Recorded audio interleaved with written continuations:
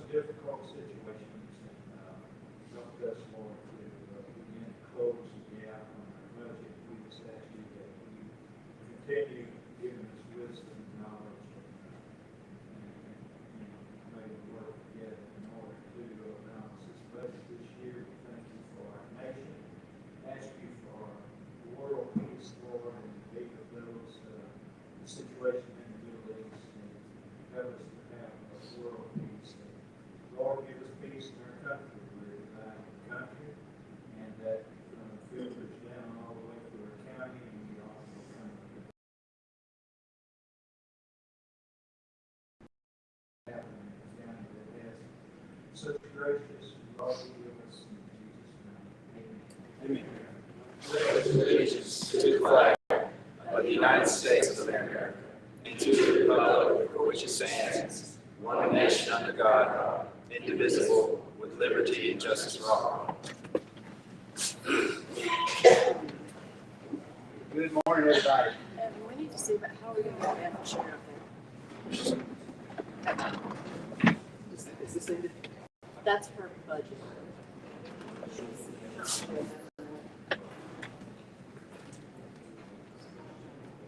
I hope everyone got the email yesterday afternoon, basically giving an updated agenda. A few of the departments were reordered, but we're going to. Does everybody hear me okay? Yes. All right, I'm going to lean in. Is that any better? Yeah. Maybe it's for the best.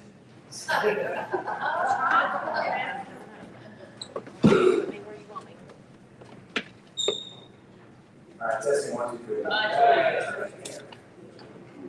Okay, welcome again, everyone. We are going to continue on from yesterday, moving through the department budgets. I will just start with a few high level points.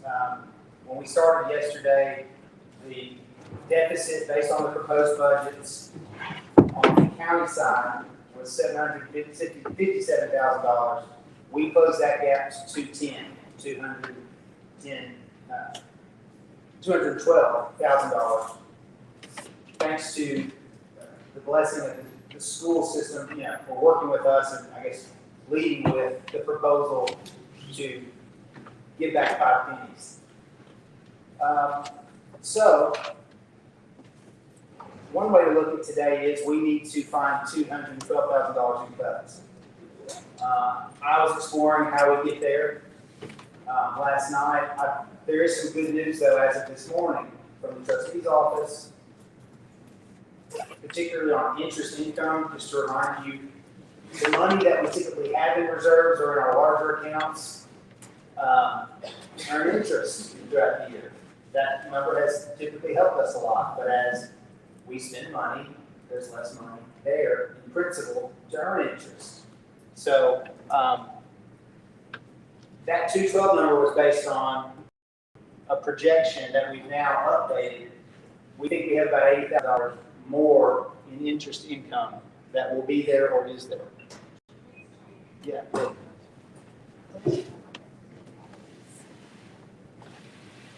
And for that reason, we'd ask the trustee and the tax assessor to sort of be up front today so we can sort of get our heads around, make sure we're all on the same page about where we are. Also, the circuit court, Natalie Oakley, her department will be near the beginning too. She has found some savings just since submitting her proposal, which is savings related to IT, I believe. Yes.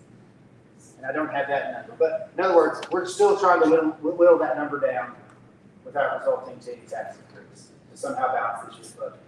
Beth, would you like to elaborate? Yes. No. So, talking about IT and having that service for departments such as myself and Natalie, we were paying hardware support, which is very expensive, but when we didn't have IT, it was something that was very vital, that we had to make sure that our operations were always being able to be used. But now that we have IT, she and I both were able to remove that hardware service from our budget, because now we have Reggie to be able to fix anything we need, whatever we needed. So that was a huge saving. So the budget sheet that Shana handed out for you all on your county one-on-one budget is gonna reflect that change. So if you will take your new one-on-one budget, replace it with your old one. But as you're doing that, reflect on the very back page, page 22.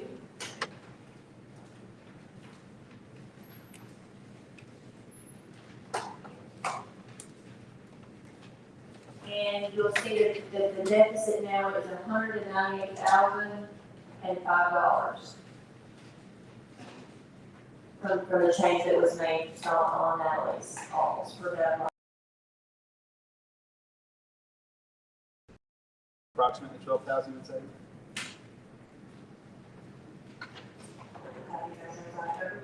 All right. But down to 198. Plus the news from today that there is apparently 80,000 more in interest income.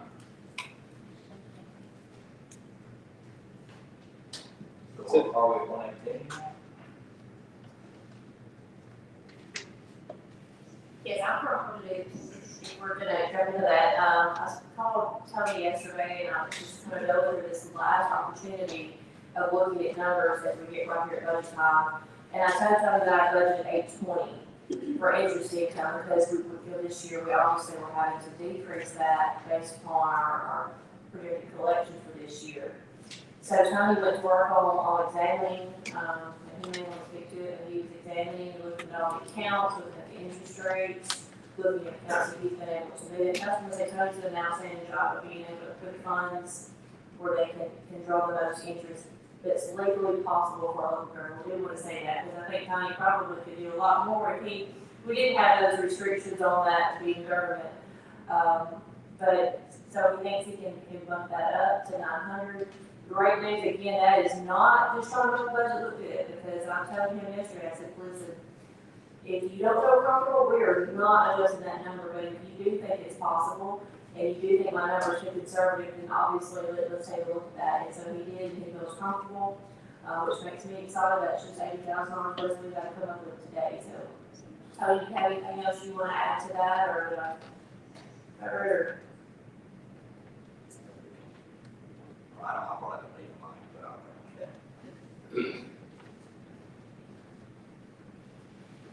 yeah, when we look at the interest income, all the accounts now draw interest. So we get interest, and I'm very certain that we're currently last on 365. This money, we can move anytime. There's no penalty of nothing. I can move, put it in the day, take it out tomorrow.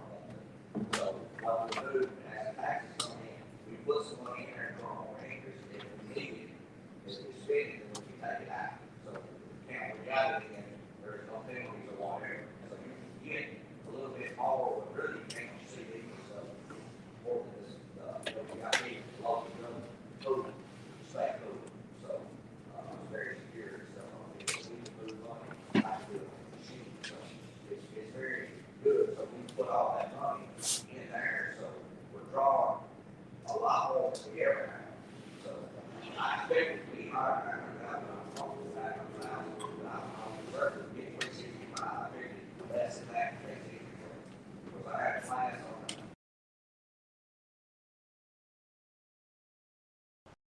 A week or so ago, they don't expect this place to move very unless the new feds there, you want big changes that does them. But I took off of that, so they expect the interest rates to stay steady to 27. Expect no cuts. So with that, it should be perfectly fine. So we're comfortable. I told them she called. So I got her this morning in the office. I was so early to crunch the number.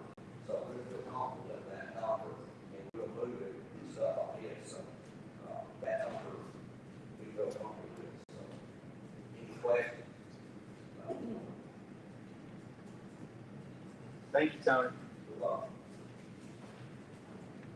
Okay, so we're not going to delay too much longer in getting into the department budgets, and we're going to take our time. In no way do I want to rush through the department budgets. We talked about interest income. I will also just point out, if we're trying to close the gap further, the only main reduction I see that we could debate and probably may is to reduce commissioner pay.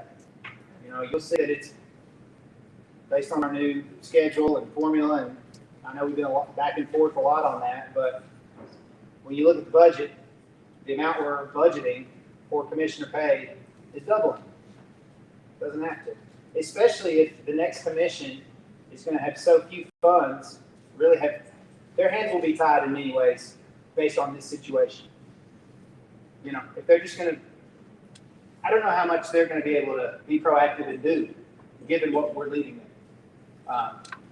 Ms. Jones.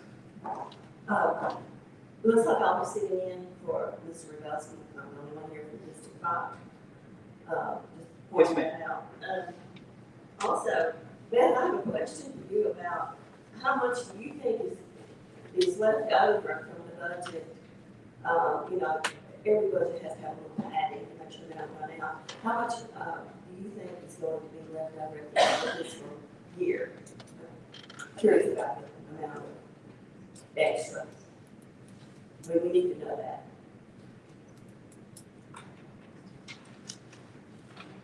Now, one thing that's going, we have that number with you, the one thing that's gonna skew that, is gonna skew it tremendously, is the grants that are going to roll over.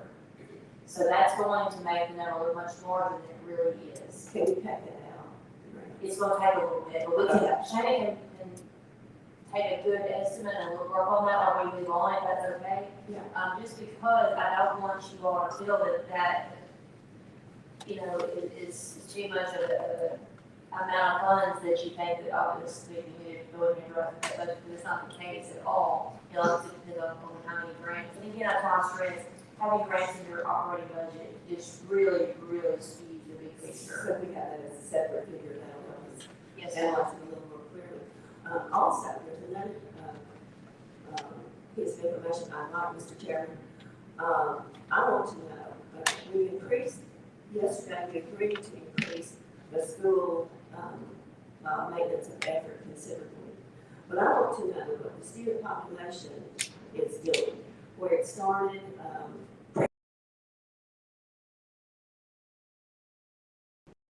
currently, which I've got the figures from yesterday, which in October of 25, I saw documentation showing it was 3,514.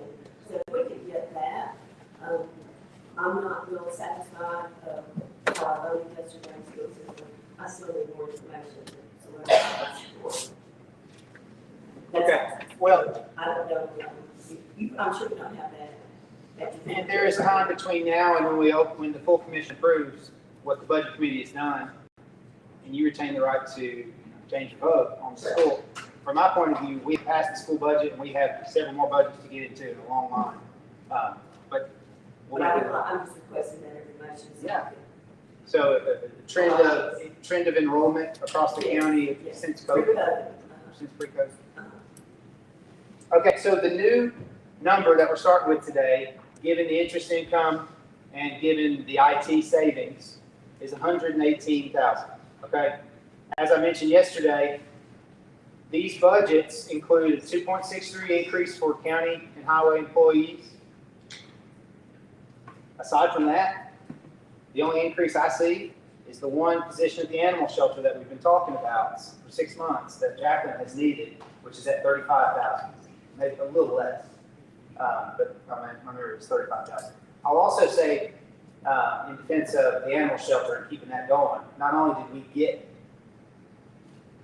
through Jacqueline's hard work, the grant, the donation to build that new facility, we know that on the personnel side, she's wearing thin and needs some help. And I'll add, and she can tell you more about it when we get to her department, Jacqueline has some great ideas on how the animal shelter itself might produce some income for the county.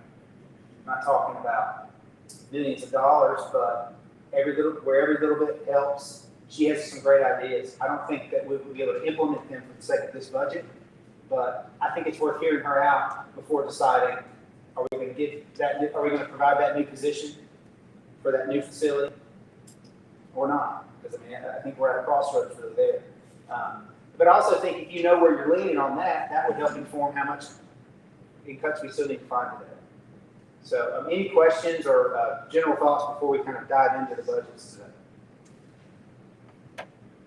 All right, thank you. And yes, as noted, Ms. Jones is sitting in as a Budget Committee member for District 5. So first on our list is Circuit Court. Natalie Oakley is here. Thank you for taking time out of your schedule to join us. Which page is that? Ms. Curry, you seem to have created a table of contents here. Circuit Court, Page 10. page 10, thank you. If everyone please turn to page 10 of 101, first section. Good morning, Natalie. We don't intend to put you on the hot seat, but if everyone can just take a moment to review, if you haven't already, what the Circuit Court budget is looking like, and I would entertain a motion. Motion by Mr. Jones to approve the Circuit Court budget as proposed, seconded by Mr. Hopkins. Let's open it up for questions and comments.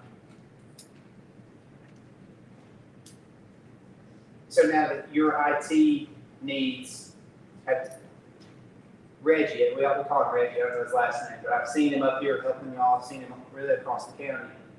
Has he been an asset from your perspective? Absolutely. Okay.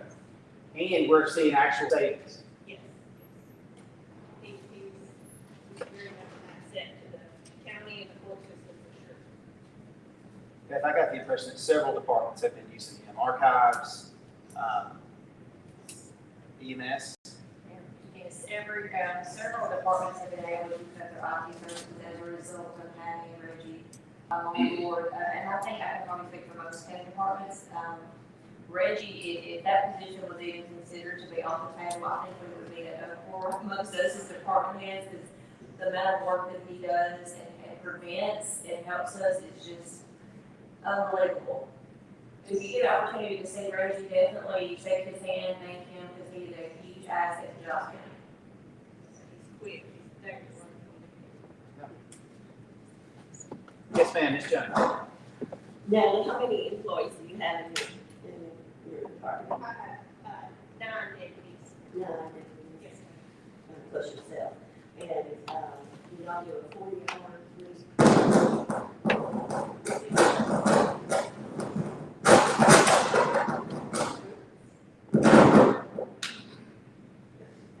out there that have to Please, go ahead.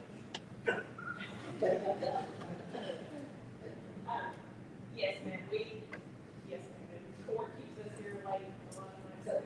40 plus. Yes, ma'am.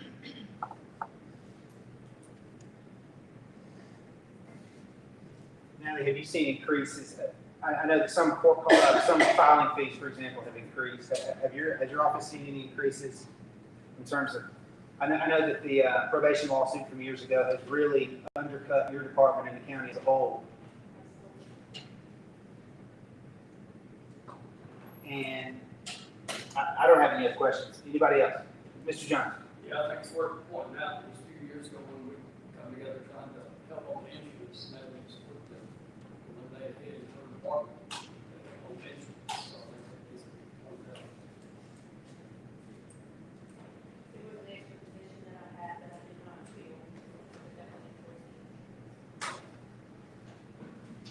Also, my outline on Natalie is here talking about court fees. If some of you look at your revenue projections, you'll notice that some of the court fees have slightly increased, which was exciting to see an increase in revenue. So I spoke with Natalie and asked about that, because obviously I wanted to know, is this just kind of, this past year kind of trend, or do we think that we're trending upwards? And we talked about, some civil cases, sometimes seeing a few inputs in that, so it's bringing in some extra dollars, slightly extra dollars. I mean, there's nothing to write home about, but still, anytime we see an increase, it's something that definitely we look for. And so you'll notice a little bit of those have slight increases as a result of those.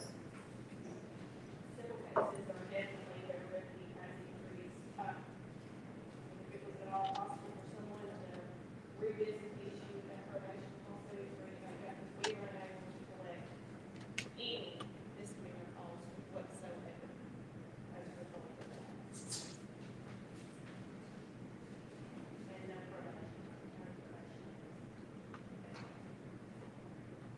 I think it would be prudent of the commission to encourage our county attorney to look into whether and when we can move to set aside the consent decree. You know, as someone mentioned yesterday, it's just sort of in place forever. We've complied with the terms of it since it was ordered. There may be a way that we should explore setting that aside, because we're missing. Yes, sir, Mr. Hopkins. The fees that we charge right now, I don't know if they're statutorily set or how that works. Can you explain how the fees work? Is it fees, like for filing fees to any other charge? Yes. They are statutorily set as far as the state and county limitations. However, there are fees that we get that, through resolution of the county, the jail tax, the building tax. Then you have your state and county litigation, have part of that county litigation is part of the judge, the sessions judge salary. There's a data processing fee, a sheriff's department data processing fee, an officer fee, a clerk fee. There's a lot of fees, and like for criminal cases, like a drug charge, they have more fees, but most of those go to the state. However, there is a county drug charge fee, but we're only able to collect on felonies. Thank you. Any public comment? Any further question? Ms. Jones. I just wanted to remind everybody that the bright side to the lawsuit was that the population of the jail was reduced significantly, which got the state off the back of Giles County to build a new jail and to add on. So we're talking about a multi-million-dollar expense should that continue as it was. Yes, ma'am. There's some way that they can get a microphone or whoever speaking there so that we can hear them. I'm sure there is a way.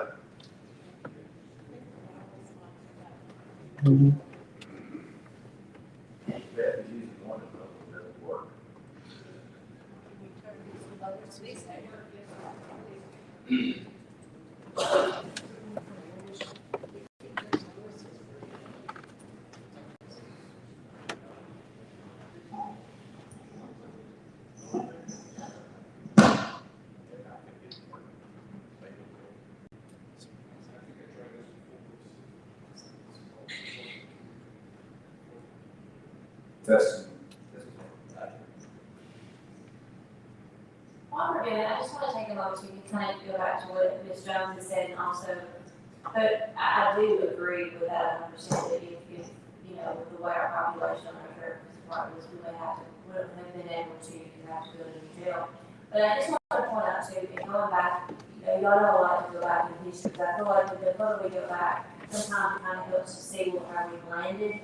And so Natalie can definitely remember the days where litigation tax just for one, and even the excess fees from her office alone was overweighing the cost of her office. So I just want everybody to know that because of the promotion lawsuit, even though I do think that there could have been a huge capital expenditure down the pipe, at the time, this county was operating on revenue tremendously from the court system, especially when we had the way station. The way station that first brought in so much money, we thought this was our saving grace for Giles County, and it was for a while. And so I want everybody to understand that. So when the promotion lawsuit happened, those funds just kind of just came to a halt and put the county financially in a predicament. So again, even though I know that we talked about we would have had to probably add on to our jail, at the time, the government itself was not facing that expenditure. We were just, if you will, receiving the extra revenue. So I do think that's important when we think about how did we get here, why are we having such a shortfall in revenue. That is one of the big kickers that comes to my mind is the decrease in revenue on our court side that I think needs to be considered when we have these discussions of wondering where we're at with taxation and why does it appear the operating costs are overweighing our revenues.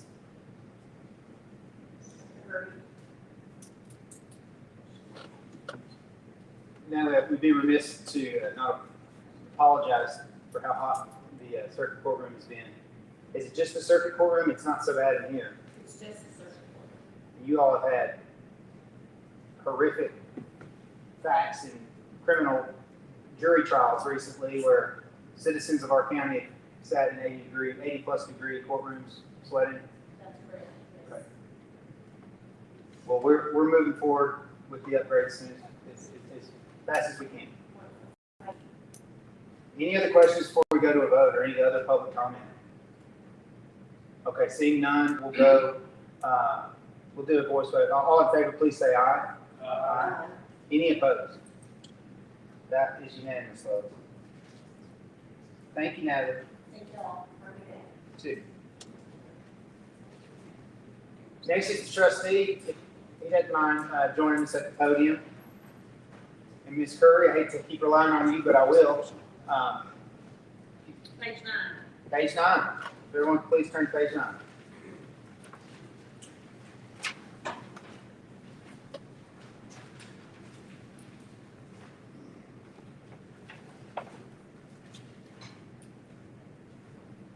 Tony, as I mentioned, all county employees under these proposals are getting a cost of living increase. Aside from that, are there any increases you'd like to point out in your budget?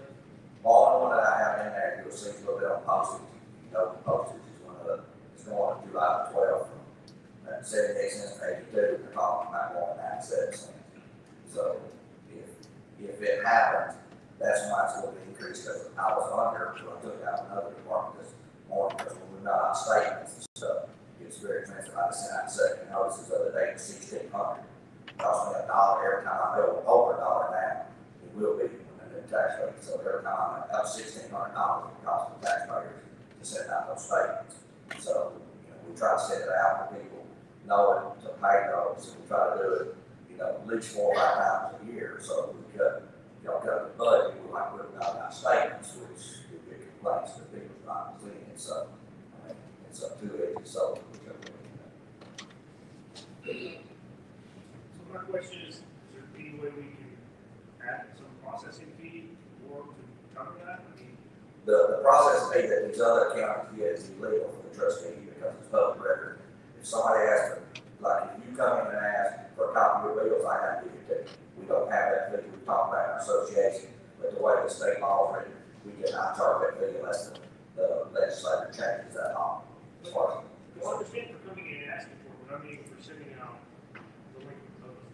well, I mean, the delinquent notices, everybody in the county wants to get their things, and I truly believe, you know, try to help people, because when you send out second notices, sometimes people have escrow and stuff, and if they get refinanced, it gets mixed up, and all that kind of stuff, and, you know, I try to explain to people, they're concerned about their bill, but we got 20,000 parcels that I'm responsible for, and then these companies have millions, because they do it for bigger counties and all that, so it could get bad. So when you send out that second notice, we find mistakes, it can get fixed before people have to pay a lot of interest and stuff on it. So if we didn't send out those notices, it would be called to got over to collections, then we would have even more problems and more people. So it's a very deal we need to do it, in my opinion.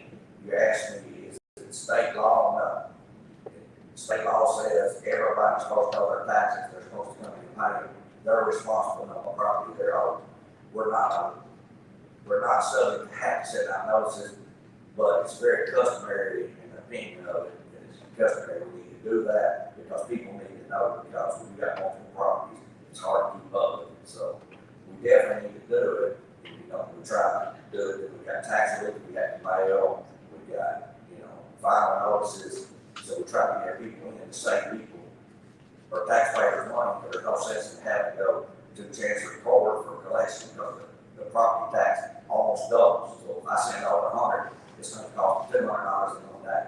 So we try to keep that for the citizens of Giles County to pay. And nobody obviously likes to pay property tax, and I have a big job, I have to collect them all, but we try to keep it down as much as possible. Ms. Jones. How many employees in your? I have two and 1 part-time plus me. That's all I have. That's awesome. Or, and I'll do it 40 hourly. Oh, yes, yeah, and then, of course, the tax times, most times it's more than that tax, but I'm good at the peak times. Yeah, and I would say, I think that postage line is something you need to keep in there, because people want to know what they owe. Sure, And you want to collect, you know, Sure. still you can. sure, we want to collect, and then that saves the people interest and stuff on it too, and we do it, and we try to keep it down as much as possible, because when I see some, some or some we got contact with, we don't matter, because, it doesn't do no good. And then, what we have a problem with right now, which is disheartening to me, we're trying to figure out how to fix it. That's why we're trying to go to email and stuff, collect email, starting that process is probably going to be another 5 years before we can do it, is because we made it, that wrong address as it comes back to us. And the mail's so unpredictable. I got one in office 2 months ago, that was 4-year-old. It come back to me, it's on for 4 years. So the person didn't pay their taxes, but they cannot get their statement. We get a lot of complaints on that. But we can't control the post office, unfortunately. Spams are going up, services are getting a lot worse. Mr. Wamble, Mr. Adams, and Mr. Jones. Tony, you touched on it. Every bill that's been sent to me the last 10 years, they requested that I go back to this. And, you just touched on it. You're hopefully going to work on it. Now, that needs to be the choice of the individual receiving the tax report, and obviously documented, but that's just something we start talking about postage. Second, we put 25,000 in for your part-time personnel last year. It looks like you only used 7,900. Do you expect to use that full 25,000 this year, or would we trim that down a little bit? Yes, I will, because last year, the ones coming back part-time was working with Chief Deputy Ms. Bass. She retired because of the rules for TCRS and stuff. She couldn't retire if she wanted to. So she had to wait, so we didn't use as much this year, is because of the time that next year she had to set out 60 days, so she was racing up to retire in January, because she thought she could come right back. And part-time, that's what that money would have been, but TCRS rules got set out 60 days. So she won't be back to basically the next fiscal year. So most of that money that we need for it will be used next year, just about all that. So like, we'll use the full 25,000. yeah, right, yeah, well, very close to it, it may be a little, but, we thought of them, so yeah, it'd be probably 23,000-24,000 next year. So it'd be very close to it, so. Thank you. Mr. Adams. I just want to ask you, how is the monthly payment working good? I've got approval on it, I got approval on it from y'all and from the Department of Treasury, I sent to revenue. The controller had to do it. I got permission on it, local government worked on it yesterday, had to get some more, stuff from ACH from bank yesterday. It's set to go, we're gonna do, June 8th is the day there, so June or July, we can start taking it. So it's not only help people this year, but next year it's set up, ready to go. And what, for everybody's, for the public, it's called prepayment. It's kind of like escrow. You can come in and make monthly payments each month, so you won't have a big tax bill. And how it works, along with this question, we base it on last year's tax. So if your taxes was $1,200, you divide that by 12, $100, but they have to sign a piece of paper in case the tax rate changes. They may owe $200 on the last month, so they may owe $100, but it'd be a lot better than owing $1,200 on time. So we think that program's gonna be good.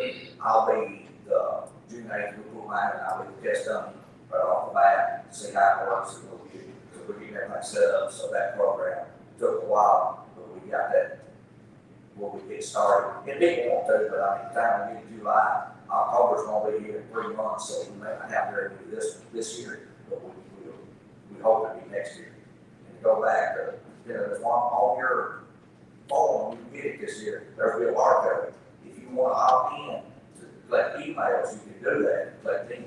And also, there's gonna be another one on there this year that I'm working with, our vendor. It'll be a barcode, you do it, like on your cell phone, it'll take directly to your there. It'll be a box like that green. If you pay it, then you can pay it right from your cell phone, whatever. It'll go, you might search it, you might go through all the other stuff. And then when you go back to check, if that box ain't green, you know it's fake. So that's gonna be a new service that started this year. We're working with the vendor to put it on there. And so A lot of people pay on cell phone, a lot of people pay credit card or ACH now, it's a big deal, so they'll be able to do it to make it easier for them to pay. So, you know, I can't stop them from paying taxes unfortunately, but we try to get them every easiest way we possibly can. Mr. Jones? Yeah, just keep proceeding, right, motion to approve. All right, we got a motion to approve, second by Mr. Hopkins. Any further discussion, questions? And the postage amount, by my view, is increasing to $300, just for context. Anything else before we go to a vote on the trustees' budget? Seeing none, all in favor, please say aye. Any opposed? So that is unanimous, vote. Thank you, Tony. Look, next we had a tax assessor, but I get the impression that Mr. Stowe has a time commitment and we'd like to take up county executive next. Which begins at page, drum roll, 5. page 5. Let's all flip to page 5, please.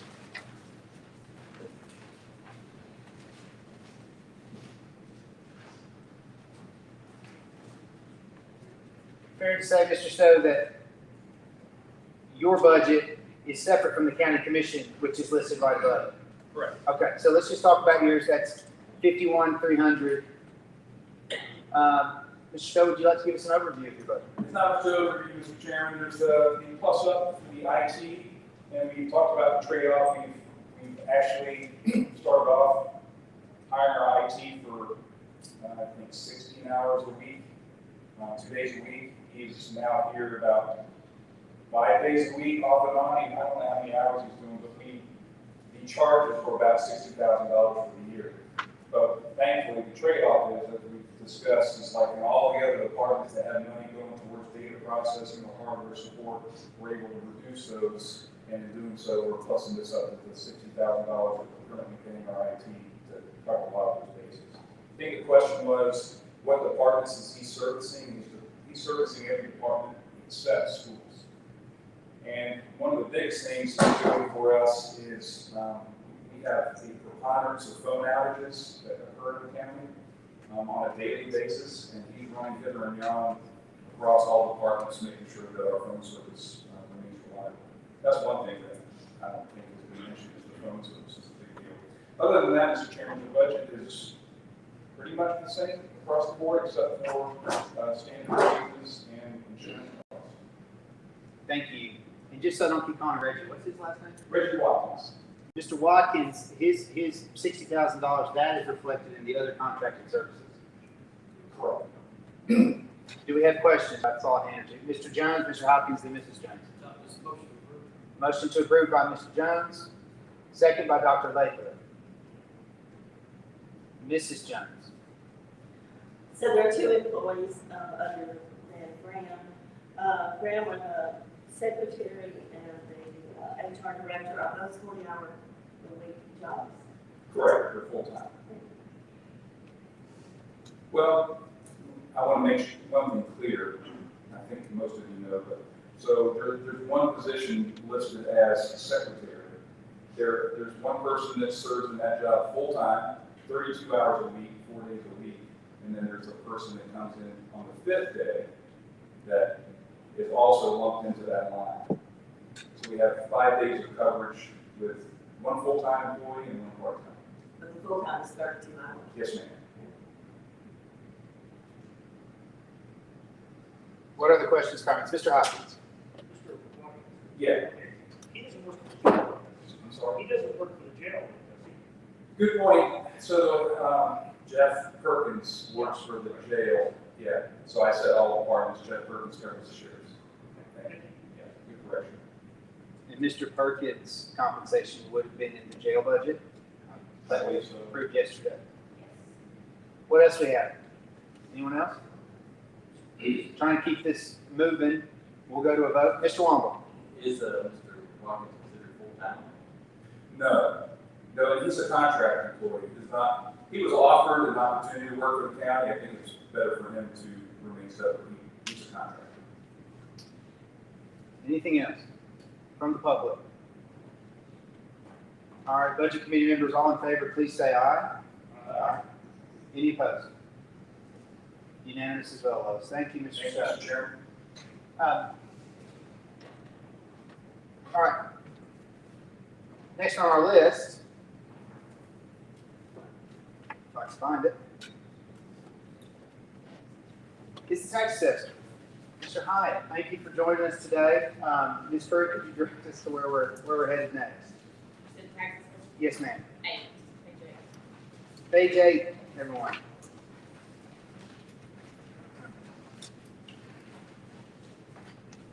Is there a motion? Motion to approve by Mr. Jones.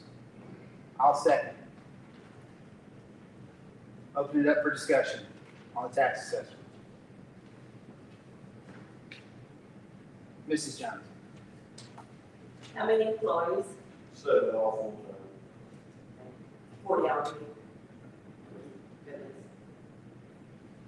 That's not counting new money, or it is counting.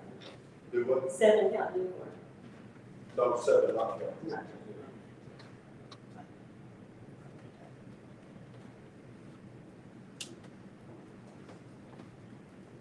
All right, anything else? Mr. Hyatt, have you noticed, we think that the reason that we've seen over collection is in large part due to some new properties coming on the tax rolls. Is that what you're seeing on your end? That it is, I mean, because you don't count when we pick up stuff mid-year. Right. I mean, we're picking up stuff at all times, so therefore, when we picking it up, when we set the budget, when I set the budget in July, you know, we pick something up and it's just, it's a combination of everything, but it is coming from new construction or whatever else that people add on all the time, so. To what extent are the numbers you give us conservative or, playing it safe in terms of your projections? We, you know, it ain't really short on mine. I mean, I always make sure to cover it. If I give you a penny and something happens, I have to play it conservative, and that's probably attributed to some of it being, but I would always rather you just, if you give a real number and then something changes, and you set the budget to something I give that we unforeseen, then we're all in trouble. So just to kind of go back, I don't want anybody from yesterday talking about the 97.5%, 98.5%, and 99, anybody to be confused and question what is going on with this penny, especially after a tax increase. So while we have Tommy in the room, and that way we can make sure everybody understands, in May, Tommy will give me an assessed value of property. It is a budgetary estimate, the same as what we're working on right now, trying to predict what we think the county's gonna spend in a fiscal year.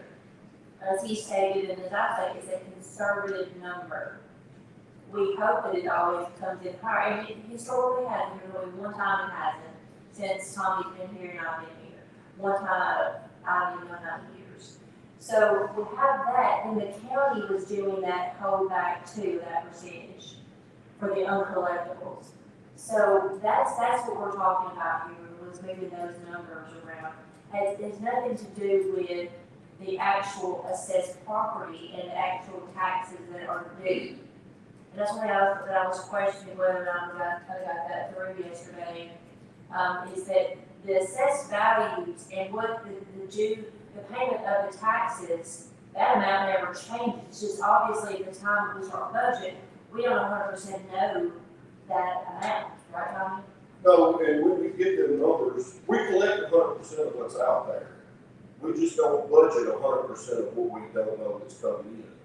So once we set our budget according to the penny of what it is in June coming into July of the fiscal year, it's subject to fluctuate high or low. I just always heard it a solid number.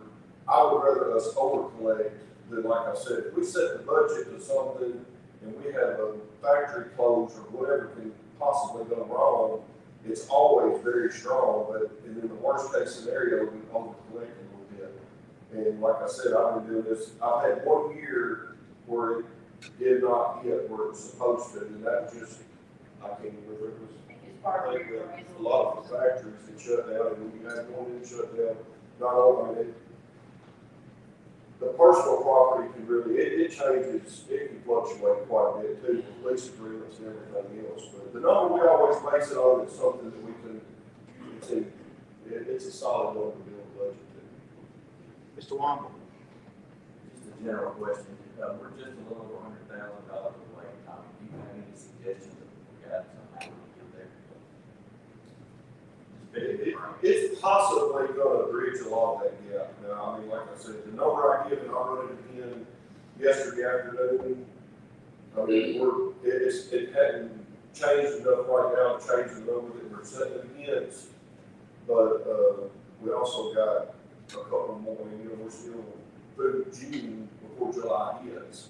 So even though we got another, what was that, 5 weeks, basically 4 weeks.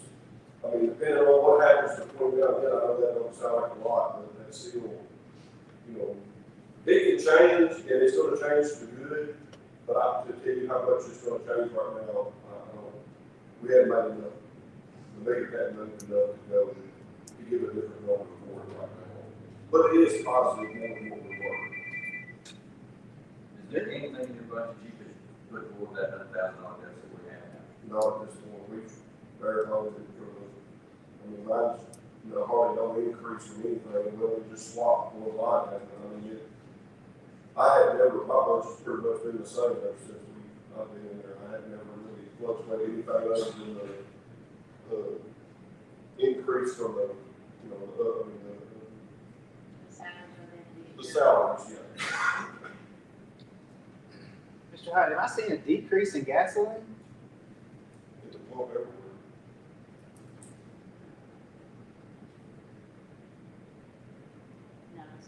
Okay. We had questions from Mr. Jones and Mr.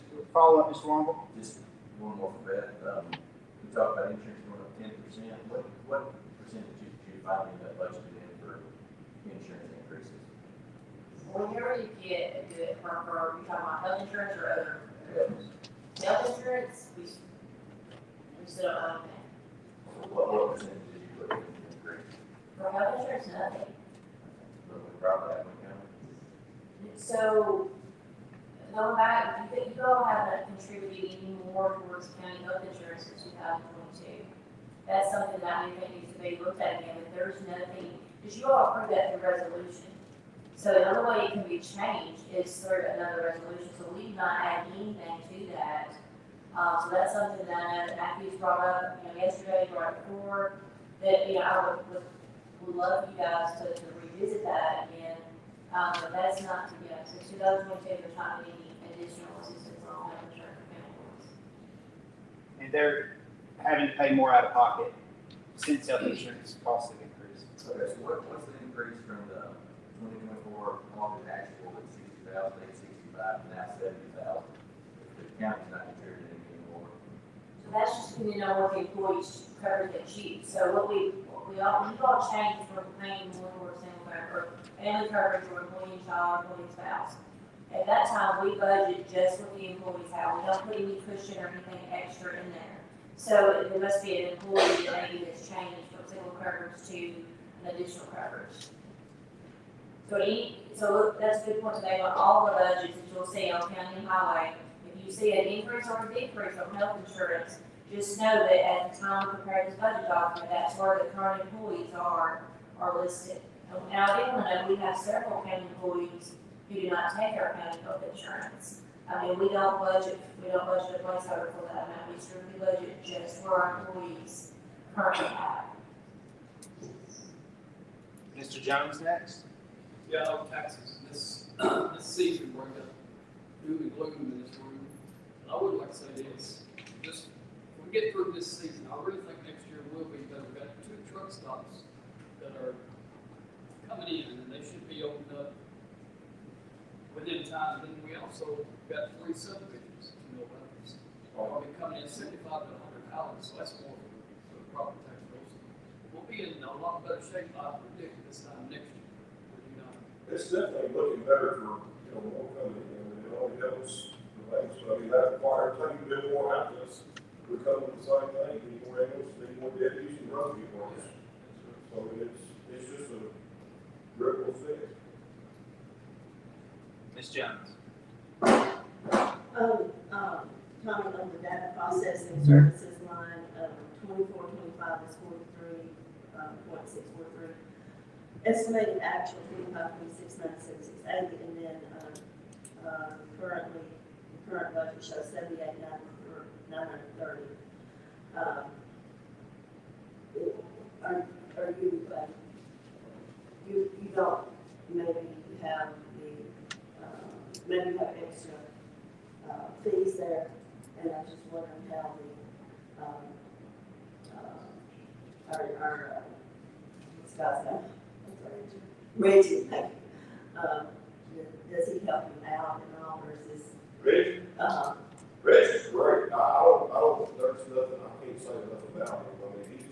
So you can't change the 78,930 78,930 in that line item for. Tommy, I'm sorry, I'm jumping here, because Tommy may not have this information. I don't have it, so you're good. So, Tommy's maintenance agreement is through the state, right? So that is not, he's not eligible, I guess, for The data that. processing line. Yes, but he's not eligible for like myself and Natalie, and Tony, he has a different software through the state that's either. I figured it was something special for your office, but I didn't know. Yeah, but he's still being great. Okay, yeah. He's very efficient, Yeah. he'll come out and it's just, I mean, he's really. Oh, I yeah, everybody appreciates it. Any further comment or questions from the public? Comments from the public? Seeing none? Anything else you'd like to add, Tommy?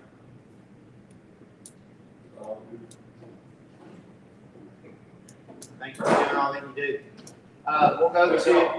We'll go to a voice vote. All in favor, please say aye. Any opposed? None opposed. Next, we have the elections office. I see that Ms. Dickey's here to join us. On page 6, please.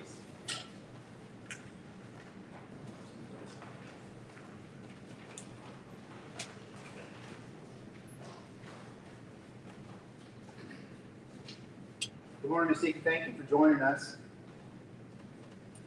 It may take us a moment for questions to occur, but can we start with the motion, please? Motion by Mr. Hopkins, second by Mr. Jones to approve the election commission budget that we're looking at here on page 6. Let's open it for discussion.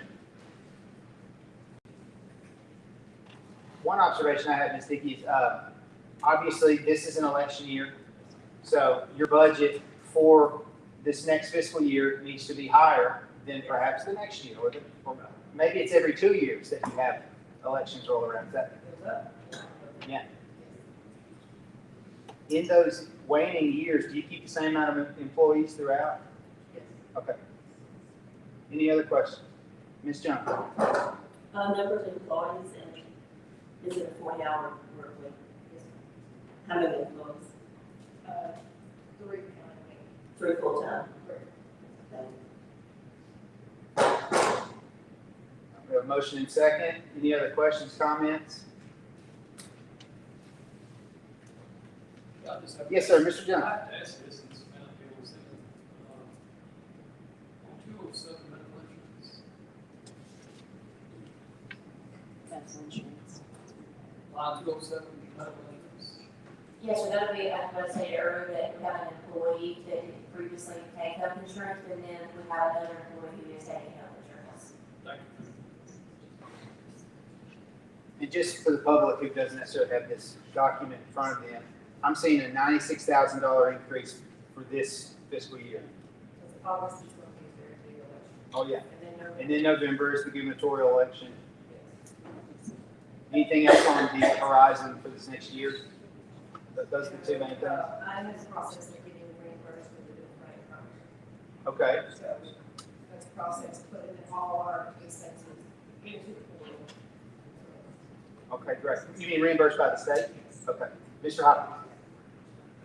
Still, health insurance, I understand you jumped, you had a few thousand, we're going from 18,000 over 37,000. Shannon just reminded me that the new employee that was hired in past family had come to coverage. So you went from not having anything, for coverage to having coverage.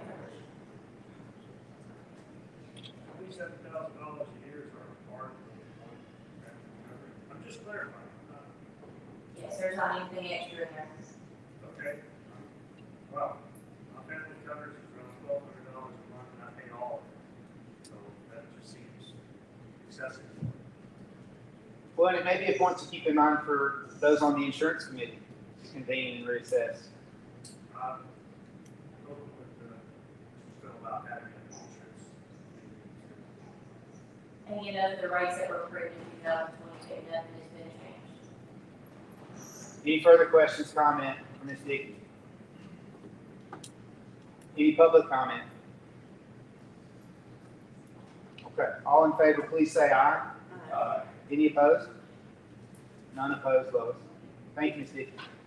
And she's already go, I was like. Oh, I have no doubt you're prepared. This is for, I was excited. Well, is there anything that you would like us to know from your notes? Is it more just answers to questions you anticipate?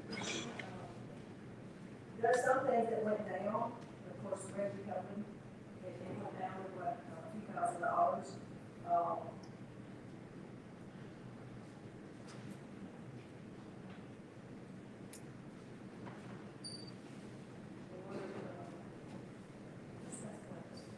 Can I ask about the election software?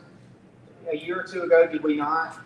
We got new machines. We had new machines, new company, Same company. Same company. Just- We had to get new machines because the state,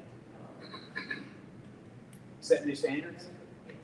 Yeah. they had a grant, it's like $200,000. Okay. Any other questions before we let Ms. Dickey get back to work? All right, thank you. Thank y'all. I appreciate everything y'all do. Just a tidbit, I return next year as an extra set. So thank y'all for everything y'all do. Well, you'll be sorely missed. Thank you. Moving right along, we had county clerk next on the list. Hi, Carol. Good morning.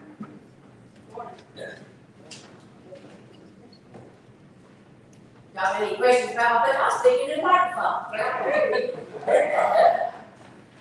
Last year, we had an upgrade because of, Pardon me, do we have a motion and second to get started? Motion by Mr. Hopkins, second by Mr. Jones. Page 9. We're on page 9, folks. Carol, please go ahead. okay. Last year we had to do an upgrade because of Windows 11. So, last year we had 24,000 in data processing equipment. And this year we have reduced it to 5 because we got that Windows 11. We don't really like it, but we got it. And the upgrades kind of sucked. Also, we did need more in postage. I have printed out my general ledger up until this month. We have received, and the postage that we get, like, we mail out lots and lots of tags and lots of reviews. We get a fee for that, and we collect that. We receive that, and so far this year we have received $16,928 in postage. I think we bought more postage than that. I think maybe 22,000, but we had to borrow money from another account at the end of the year so we could get postage. And we always buy postage now because right now it's 78 cents, and I think in June or July it's going to go up. So we got, like 2 cases of 78 cent stamps that are 78 cents, and they'll still cost the county 78 cents, even though when we use them, they'll be 80 or 90 cents, whatever the postage is going up to. So, anyway, any other questions about my budget? Ms. Jones. Sorry. How many employees and, do you work with, do they work for you? I don't know. I work with. Our work week is 35 hours. I usually get here early and I stay late. Well, I know you do. So, So how many employees do you have? there's 8 and part-time, counting, County? counting. It's always a very busy office whenever I pop in there. Yeah, and we do driver's license and we do passports. And, we don't require appointments for driver's license or passport. We have lots of people who come from out of town because you have to have an appointment to get, some of those things in other offices. So we have people from Franklin and Brentwood and Columbia and everywhere else coming to our office to get driver's license and passports. So, we even have repeat customers from passports. So anyway, we're proud to say that we draw people in that are coming here for a good purpose and hopefully they'll see some money here by every year. Just as a general point to all commissioners, some input today, because it's not just budget committee members that are really voting. Because ultimately, what we approved today, I hope not to hear any new objections on these if we're passing them today. Go through these. Any further questions or comments? I'd like to commend Carol on the job that she's done over how many years? It'd be 52 in the box. 52 years.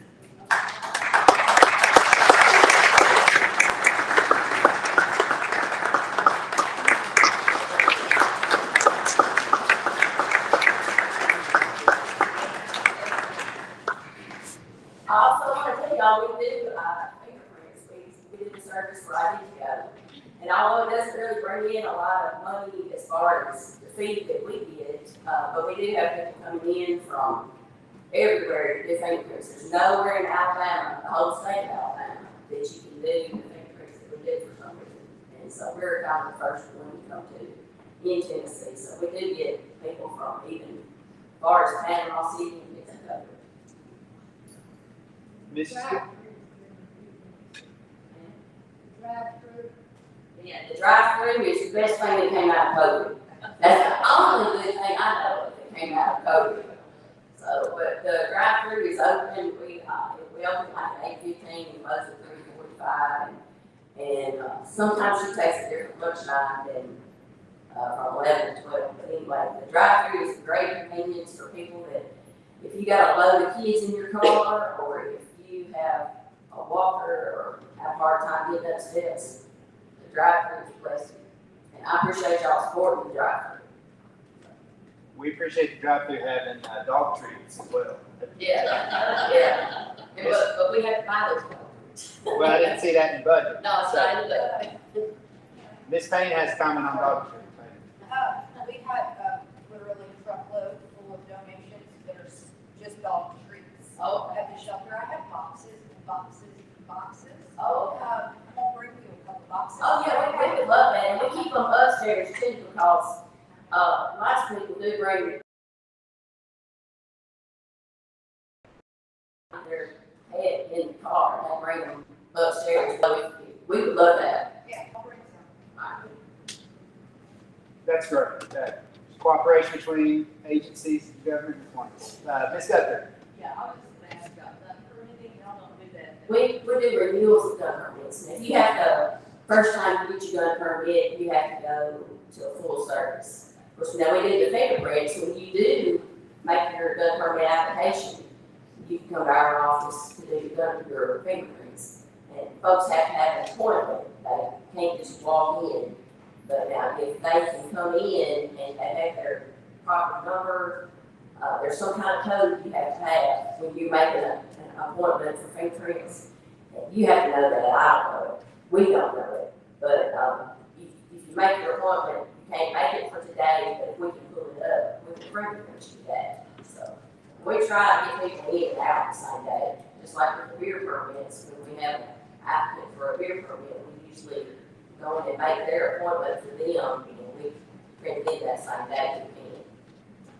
Well, I was wondering, it's time for me to renew, and I was gonna do it online, but if I come to y'all with that form, you can take a picture and everything. We can take a new picture, and we get a $4 fee for doing driver's license and gun permits.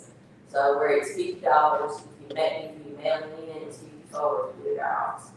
but we will take a picture. We need to smile. Ms. Valentine.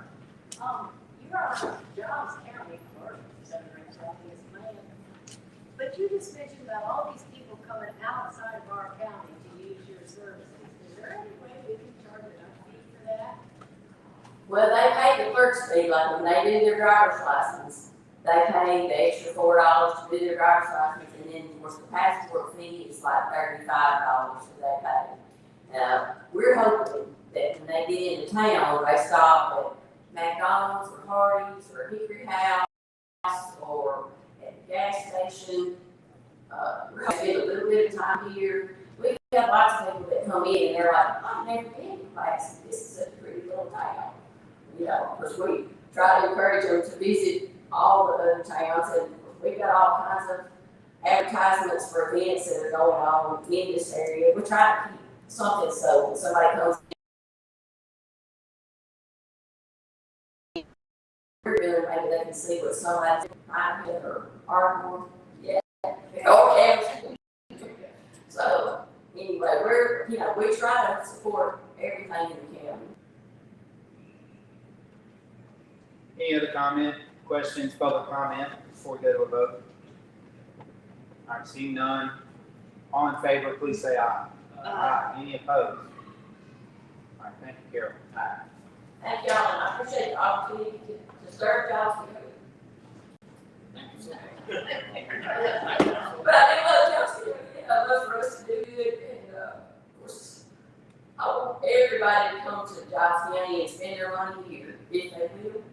I know some folks shop out of town, I rarely get out of the place, so, or rental, so anyway, I appreciate the opportunity to serve.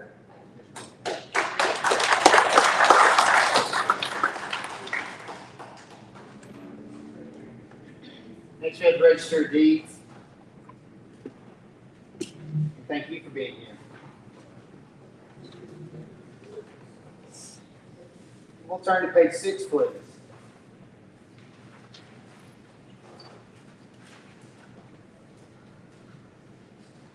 That is the bottom part of page 6 since we've done the election commission.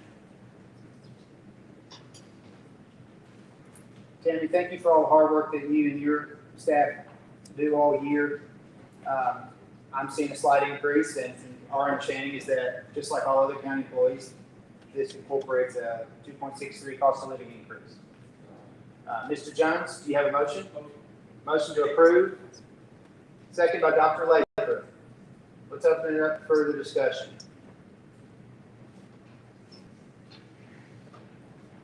Mr. Savage, do you have something? Okay. Ms. Jones.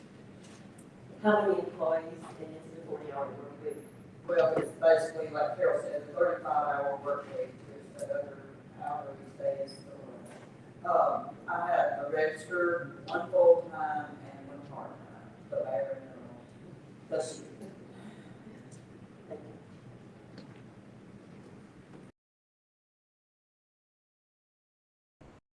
Increases in your fees. You and I had a conversation about transfer tax here. Is there some pending legislation maybe that you'd like us to be aware of? Oh, yes, well, actually, that was in legislature last year. For years, 97.6 goes to the state, and keep a piddly 2.4%.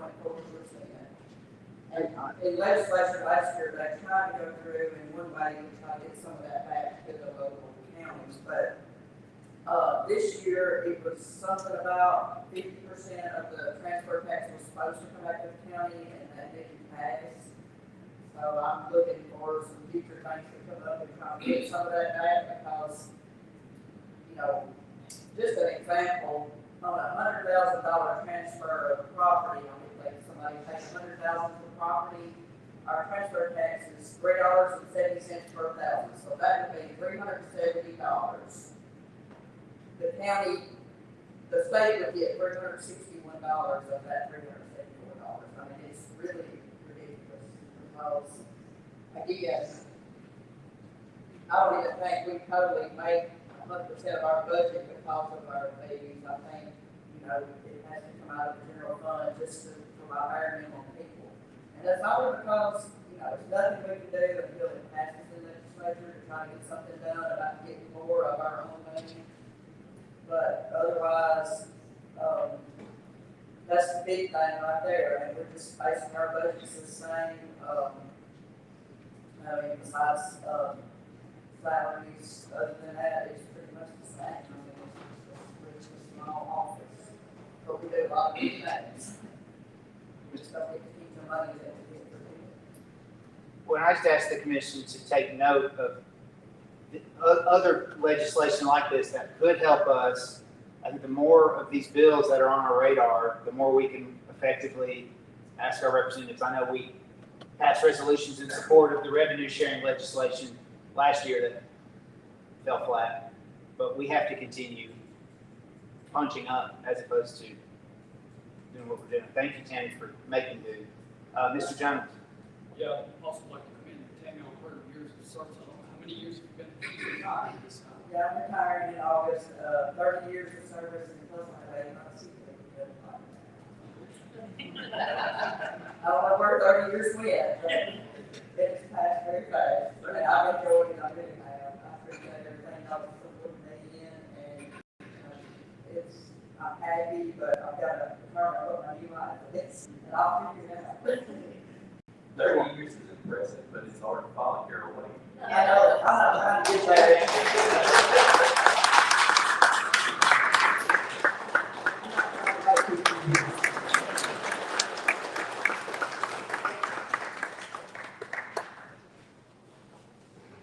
Any other questions or public comment before we go to a vote on the register of deeds budget? Seeing none. Oh, Mr. Woods. About how many mortgage fees and transfer fees will you process in a year? Well, I could probably break that down into a month a little better because I don't have it in front of me, but for example, we may send on a good month, $100,000 to the state of Tennessee, and we get that through electronic. We submit it, they get it from our bank account, and then, but out of that, roughly the 2.4% of the 100,000 would be what, $2,400 that we actually get to keep. Now we do, when people record documents, we get $5 per page, and we actually get to keep the $5 per page document. We have a $1 recording fee, we get to keep that. And then there's a $2 data processing fee that actually we collect $2 from the customer. And we don't really own our computers, we lease them. And the way we lease those is $1.75 of that $2 goes to the vendor that we get our computers from. And then we have a 25-cent reserve it's a reserve account number just for the register of deeds office, which has a balance of around $10,000. And we may have to do something in the near future in that office on our plats that come in that are 24 by 36. Being a small office, I did try to check on prices on trying to get one of those standard printers, but it really didn't justify the cost versus our small county. So we may be able to go in and use that reserve amount, which is for computer things or to computerize. We may be able to use that and then just have a little maintenance fee on our copier printer. But anyway, back to your question, basically we get to keep very little. Some months it may be 80,000. It just depends on what the prices that people pay for their property. Because the $3.70 is based on the purchase price. The mortgage is like different because when they have a mortgage behind that deed where they borrow the money, it's $1.15 per thousand minus with a $2,000 exemption, and it's been that way for years. But to get a grand total, you might have to go back and figure on the yearly thing, but monthly, that's just an idea. Yes, sir. There's a newly elected person takes your position. They start at the same day you in office, been there for 30 years. So, as a new person that would take that position, they start with you think? That's And right. any position. Because it's state mandated and they start where I leave off. I mean, that's all over the state, pretty much.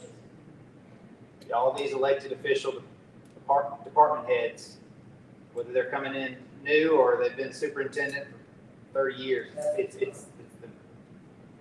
it's a state mandated increase every year as well. Is it an exact amount? Is it the same increase percentage every year? I think it has to be below 5%. Isn't it below 5% when they do the increase? It can't go above 5%, but it's still all So each county has a salary schedule that is set for that particular county based on the population. So obviously, a registered deed from Murray County is going to make more than Latanya because it's based on population. And it is a minimum that has to be paid out. That is one thing that an auditor will look for to make sure that each elected official receives their pay to the penny because they have to. We get from CTAS every year, we get what the salary schedule are supposed to be. And this shows it's a 2.63% increase. And then, of course, again, since Frank's been on, we've been trying to, whatever the elected officials are receiving, we try to make sure that the county employees receive that as well. Because no official wants to receive a raise when no other people can't receive it as well. Yes, sir. Follow up. Is that the same with the commissioner?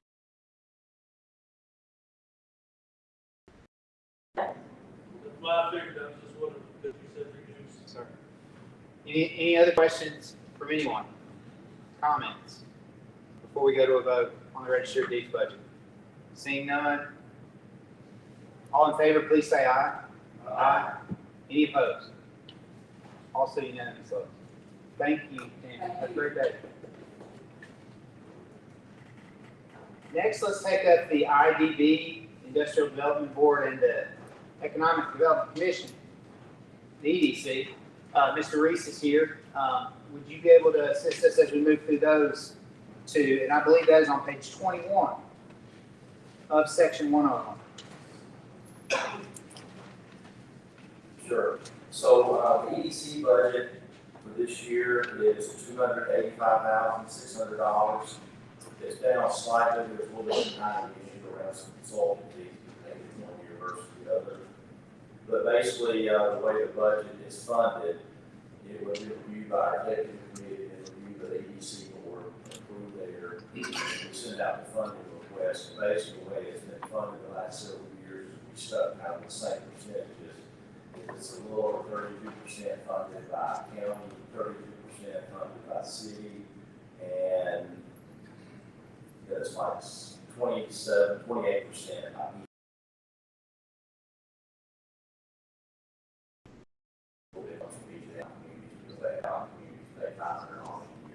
but most of the city, county, PES, basically, funding that we requested this year, the county was at or slightly below what we requested last year. It was 92,700 last year, 92,348. Mr. Jones. Motion to approve by Mr. Jones. I will second. Dr. Lathrop seconds. Further discussion? Any questions? Ms. Jones. So the 92,349 is the county, Giles County. That's correct.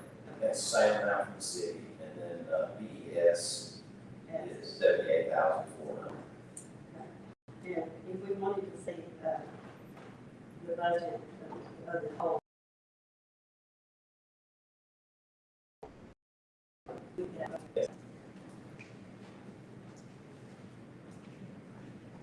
I don't see any hands. Any further questions? Any public comment? Mr. Reese, anything else you'd like to add? No, I just appreciate your community support. Yes, sir.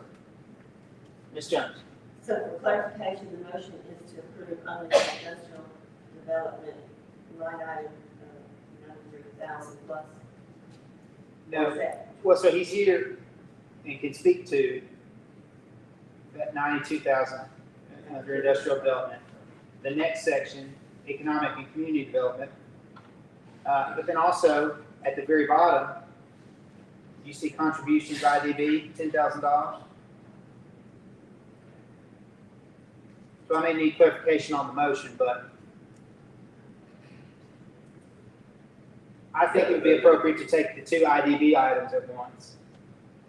Yeah, well, I don't have a copy of the way it's laid out in there, but what I can speak to is the 92,348, that's the EDC budget portion. And then there's a $10,000 portion that basically there's 10 from the city, 10 from the county that comes to the industrial development board. And that basically covers, some things with the industrial park. It covers, attorneys fees that we have to manage, pilots and those kinds of things we have in place with the local industry.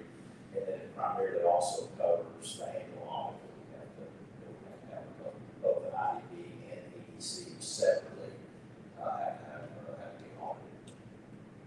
Okay, and to clarify myself, it's the top section, industrial development, and the bottom section, contributions, that $10,000 you just mentioned.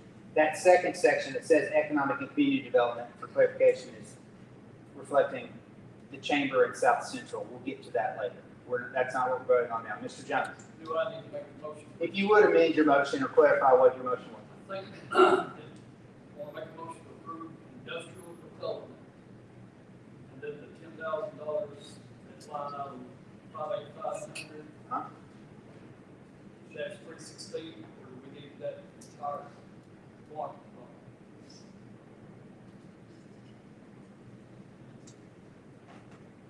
I think it is just item 316, because he's not here on behalf of E911. Include just that one line, the total of the industrial development. Yes, sir. And is there a second to that motion? Dr. Lathrop, do you reaffirm your second? Yes, sir. Okay, we have a second. Everybody clear what we're voting on? Are there any other questions about? Yes, sir, Mr. Gentry. This week, I know we talked about, If you could use your mic, that'd be helpful. Thank you. I know we talked at the last meeting about the progress you and your team have made already on Exit 14. Yes, sir. How far ahead do you look at possibly having a restaurant ready to go when it's open? Are you talking specifically for exit 14? Yeah, a couple of things I'll say there. One is the only thing that we know almost 100% certain, and it can always change, right? But the pilot does plan to build here. There's still some questions around the timing about, I don't think they told me right now they plan to open in 2027. But that could be the first quarter of 27 or it could be the fourth quarter of 27. They will have a quick serve restaurant as part of their is they're going to go to pilot. There's some restaurant there. Right now, I think the running is they're looking at McDonald's, but they also realize that there's McDonald's just up the interstate at exit 22. I think they've had some discussions with Whataburger. Nothing firm on that yet, but there will be a quick serve restaurant. So that will likely be the first one that will come. As far as any future development there, one of the things, I have people reach out to me occasionally asking about lots available in Giles County for different restaurants or hotels, those kinds of things. And so now that exit 14 is available for development out there, I always include that in the information that I send them to make sure that they know that that's available.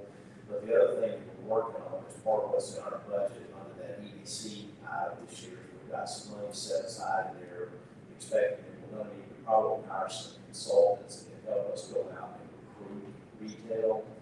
And I've got a call set up this afternoon with one potential one. I've reached out to another one, so we'll evaluate 2 or 3 different people. But there are companies out there that have resources and have contacts in the retail industry that can go out and help you market and attract these folks. So that will hopefully help speed up the process. But the only thing we know for sure right now is the pilot, and they will have a quick serve restaurant. And then they also have their own food bar there as well. Well, Thank you. Any other questions or comments? Seeing none, we'll go to a vote. All in favor, please say aye. Aye. Any opposed? That's also unanimous votes. Thank you, Mr. Reese.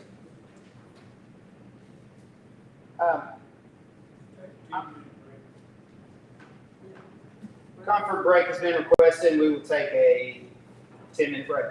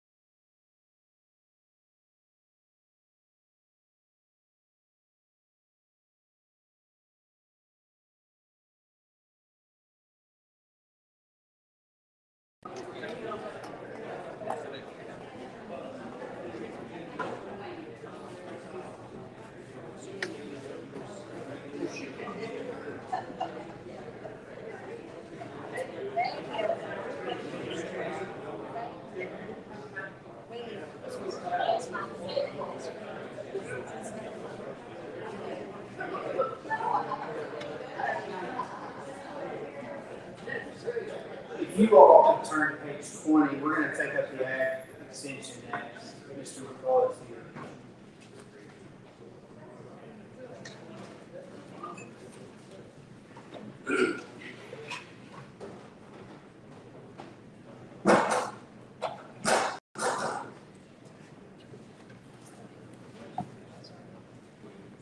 All right, on page 20, you'll see the Ag Extension Office. Do we have the motion? Motion by Mr. Jones. Dr. Lathrop seconds. Thank you. Let's open it up for discussion.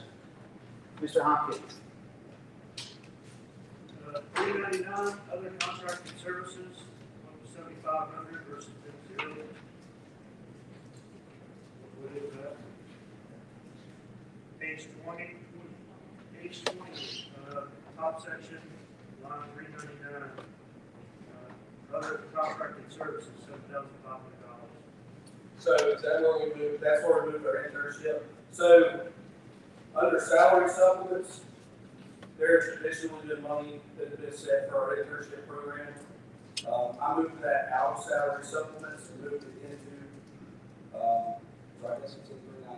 Okay, so I moved it into there. UT is changing the way that they are billing, and so they're billing for all positions that we have within salary supplements.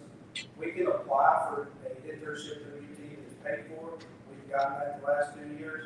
I did not want the county to be billed by UT for a position that they were going to pay for back then. We can request those funds to be returned to us if we don't use them, but I was like, it kind of doesn't make sense for us to get billed from them for something that they're going to pay for anyway.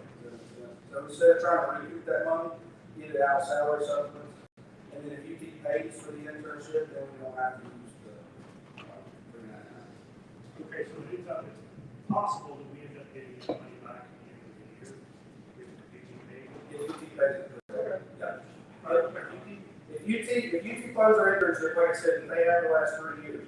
And the reason we use internships is it's kind of, I was speaking with someone earlier, we don't have, still UT Southern is their agriculture program up and running. We don't have any agriculture education, post-secondary education in this county right now, or in this really area that have to go off to the hospital or somewhere else. So we can offer some post-secondary education here on UT's dime for some local kids that are involved or interested in agriculture as a career. Thank you, sir. Great question. What else do we have? Any other? Mr. Womble. Is that number showing in the revenue anywhere? No, it can't be. No, sir.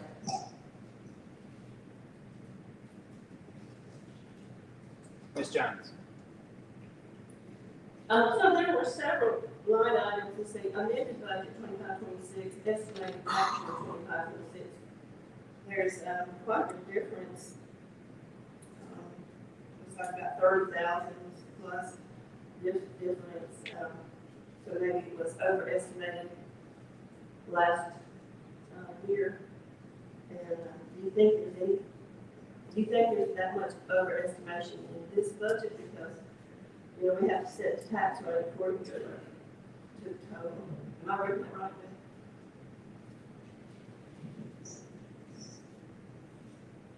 Yes, your estimated actual is 151 and then the proposed is 184. So what year would that have been? Last year. Last year, so a lot of that would have been Kevin's retirement for the money that we had allocated for his salary and for my salary previously. Hiring new employees at a lower rate, that would be the difference in those salaries. Shouldn't that be reflected in 26-27 budget as well? The salary budget for this year is what we will need, once we're totally full. Which the salary, proposed salary for 2027 is actually less than the budgetary amount for 25-26. Yeah, I see that, but I'm looking at the bottom line, and it's still, I'm just wondering if there's like 30,000 extra, it's not necessary. I mean, you know, I'm hoping.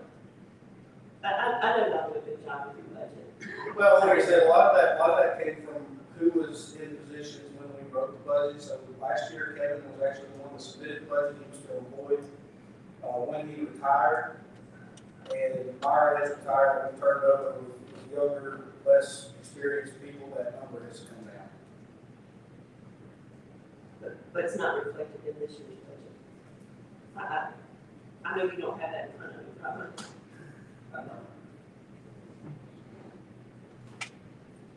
Any other questions? One thing just to clarify too, that, so the ag extension, the county does not retain any employees there, so we only pay a certain, it's 28%.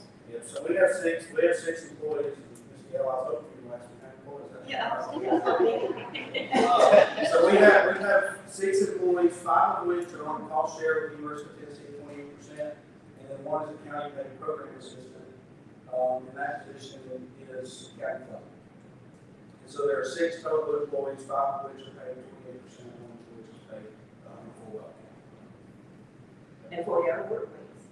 At least. But none of those, that one county funded is not on the county payroll, so they're technically, instead of Tennessee employee, but we just reimburse that employee. For that employee, basically. Any questions based on that?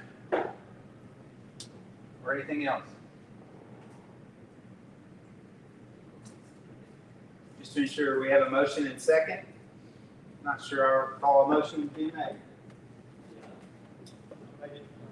Okay, that's right. Any further questions or public comment? Yes, sir, Dr. Ledford. Yeah, I'm just wondering, what are other fringe benefits that's, $299? Absolutely. So those are insurance and retirement benefits from UT, and that is billed.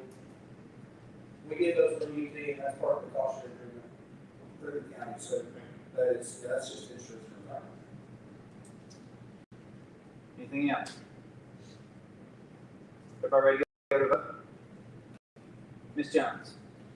I'm just going to point out, for instance, the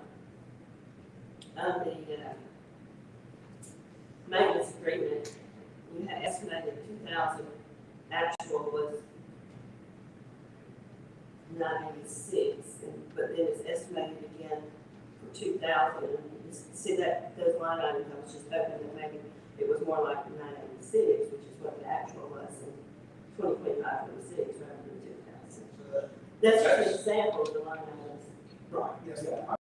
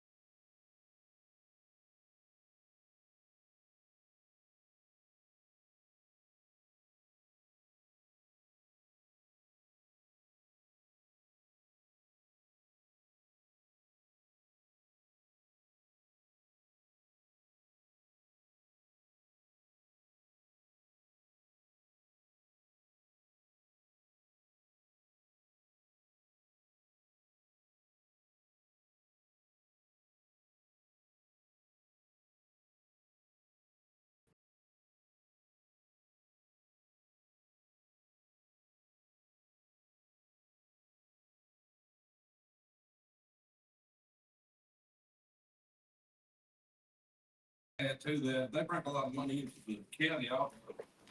Like farm programs, where they pay people, building the inventory, improve the herd, and equipment, different things. Bring a lot of money to the county. Helps a lot. Yeah, I was just gonna say, usually everyone's that don't even can't afford to come see you on, there's only three. I appreciate that. Mr. Reedy. Yeah. If you've ever been involved or arranged for any of the ag programs, you understand how many hours they could be up about 40-hour week. They stay in the office for 40 hours, and then they go out and do 4 projects and meetings and events of that nature. And the technology is another bit. We have a big issue with the Army, first one in the county. And came up with some new technology that spraying the drones, keep from mashing down the crop. It spreads. They're on the leading edge of technology. It's just the state recognizes the value of agriculture in the state, and they get on the group of people. So, kudos to them. Anything further? Thank you for your comments. Seeing none, any public comment? Questions? All right, we'll go to a vote. All in favor, please say aye. Aye. Any opposed? I'll see unanimous. Thank you, Mr. Bell. Oh, no, Yes, sir, Mr. Reed. Working on dead animal removal. I know that's going to be talking about this. So, we sent out surveys and the program is changing somewhat. And I like him to spare that. We're ahead of schedule, so yes. Sure. We're ahead of schedule, so yes, I'd like to hear more about that too. Just let him know what's kind of happening. It's kind of moving from where it was. So I know all of you are familiar with that program. It's been in the budget for a long time. The South Central Tennessee Development District is not going to handle the dead animal pickup any longer. I was a part of a group of extension agents, Farm Bureau staff, and some other just industry-minded folks that can kind of help facilitate, they have to find a new distributor, so South. There's a new distributor that has been agreed to. I don't think any contracts have been signed yet, so I'm not going to say exactly who it is. There is a new facilitator for that usage that has been lined up. The survey that Mr. Reed's referencing, I sent out a week. Ask the counties in the farmers in the 13 counties that's represented by that program, how vital this is to your operation. If it was required for you to pay, part of this was pay a fee to have your animals picked up. And I will say, I have not seen it complete. The gentleman of Farm Bureau put that together. I have not seen it completed. That was what we've seen in the raw data. Is yes, the farmers are willing to pay that service a lot. I think the number that's been most towns for $25 per animal. Most farmers in this area would feel comfortable paying to have their animals picked up if that program is going to continue. I don't know what that looks like as far as county funding. I do know that there's 13 counties that are involved in that program. There's a set contract amount if one of the counties backs out. That means that the number increases, and so far, talking to my colleagues and people in the other counties, they're maintaining that they want to continue that program. Just from a standpoint of feasibility, I think it's very vital that we keep that service. Just from the standpoint of most people don't want to drive around and see that livestock. And not everyone has the ability to manage those animals. On their farm, what we don't want to see is people just dragging those animals off on back 40 and letting them rot. We already have a black buzzard problem. We don't need to have livestock or pets that live outside and know that there's a black buzzard problem. we don't dispose of livestock in a environmentally friendly way, that is going to get much worse. Those animals are federally protected. There's nothing that we can do about it.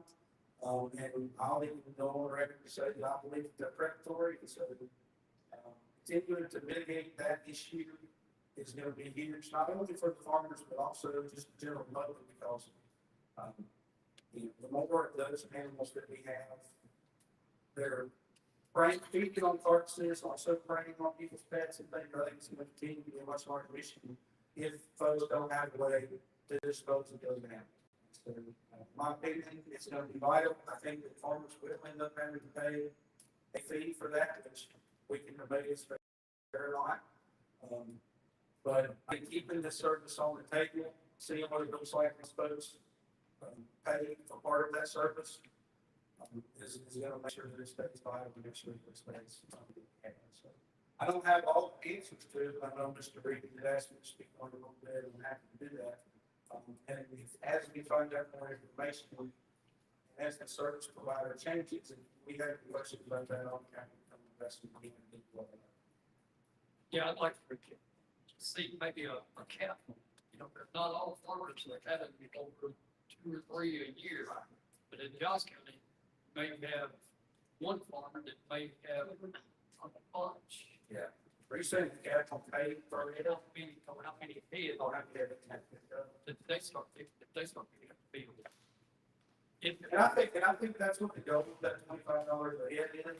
So if you have one animal that dies, and you have that animal picked up, you pay 25. If Mr. Roger has 100 animals that die because it's, cats or whatever, he's going to pay the significant difference in portion of that. So I think that's the goal of the program, is to move towards a kind of a pay for service model. What I'm saying is, if it never did make it to that stage, even if it's a state like it is, we got a cap on how many it goes to free. That might be. Yeah, and I think that information has been available for people to request. I don't know that it's been requested as much as it probably should have. So I didn't even know, I had a rough idea until we got that and looked at it. I didn't know exactly how many things we did here. But we are the second largest user of that. Now, like I said, different types of operations have different numbers now that they've done. So, I think they're on something, but I think that cost per animal is going to go a long way to making something this way. Will that money come back to the county? I think what the plan is that they're going to use that money to offset the money that the county would charge. I hope that's what. And so they're going to bill people have the animals picked up, and the hope is that the application is the money that the county governments have to put the program. Right now, I'm looking at a separate, not in your budget, dead animal pickup, $83,000. I'm just curious if we could save that 83 out of this budget, if it's being discontinued. If we're checking with Mr. Stowe. Well, it won't be discontinued for this year. So that's the thing. The money. This is where I kind of lose the ability to speak on it. It's not going to be discontinued for this year. I hope it's in the future that that's going to reduce the liability. Once they see how the billing process works and get that company paid. And that company right now, they try to look at service providers and try to look for people to look at not have anybody who will do that. It's a special kind of company, a special kind of person. I agree with Mr. Adams and then Mr. Reed. So ancient question. I was going to say, the people now doing it will not be the ones. They will. So that the company picking up the animals will be the same. It's the company that was handling the bookkeeping and the Department of Agriculture of the state of Tennessee were putting money into this program. They were, like we talked about this part of the state of Tennessee, not want to fund part of this program anymore. And so there were different people that said, I was part of that group that tried to find somebody else to help put money into this program to keep the cost from going up. And so that's what they do with the new provider is basically the bookkeeping service that's going to work with that company.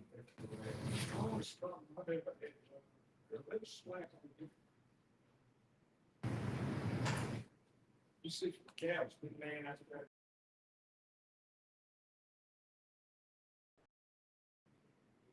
part of things, like they're supposed to pick it up within 48 hours to find them. If that's not happening, they're welcome to call me and I can address that. Because I'm with you, I don't want that lot stuff laying on the roadside for 5 days. That makes the people that I'm going to look like, yeah, yeah. I agree, like I said, if there's an issue with that, please let me know, because we can work with that company to make sure it's not an issue. Mr. Reed, did you have something? Yes, I did. Always every year, everybody has that $80,000 and then start work on it. So I asked him to address this. It's never gets overlooked. And if you want to take all of that money, then we get pulled out of the program. We're out. So we reduce it. It's what, 15 counties? 13 counties in the district. 13 counties. So that puts 12 counties in the whole program to risk. And the way I understand they're doing, they're looking at kind of bookkeeping group that takes care of paying the provider that picks it up. And they turn around.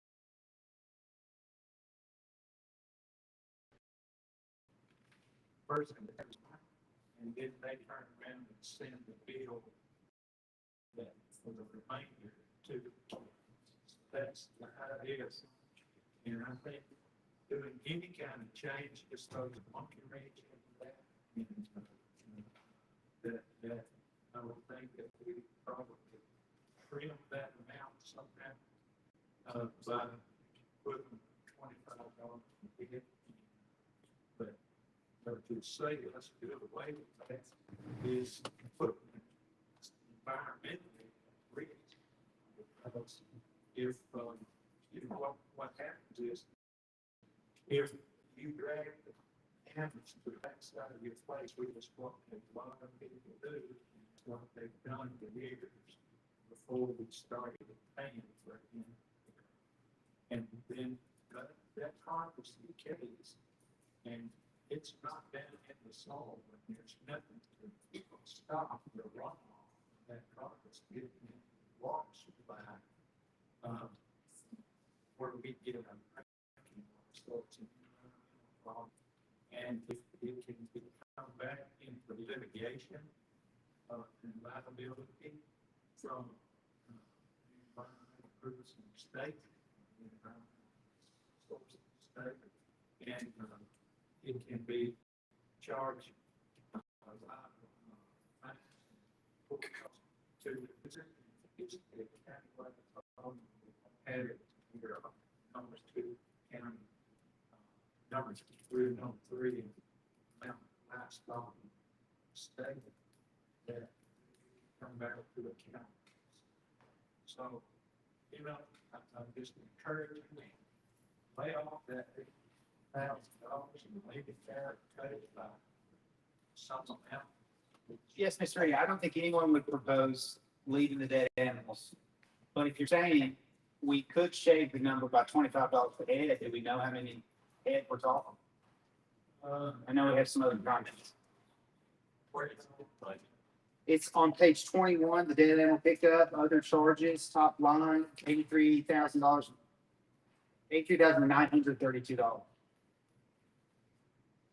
Same amount as previous years.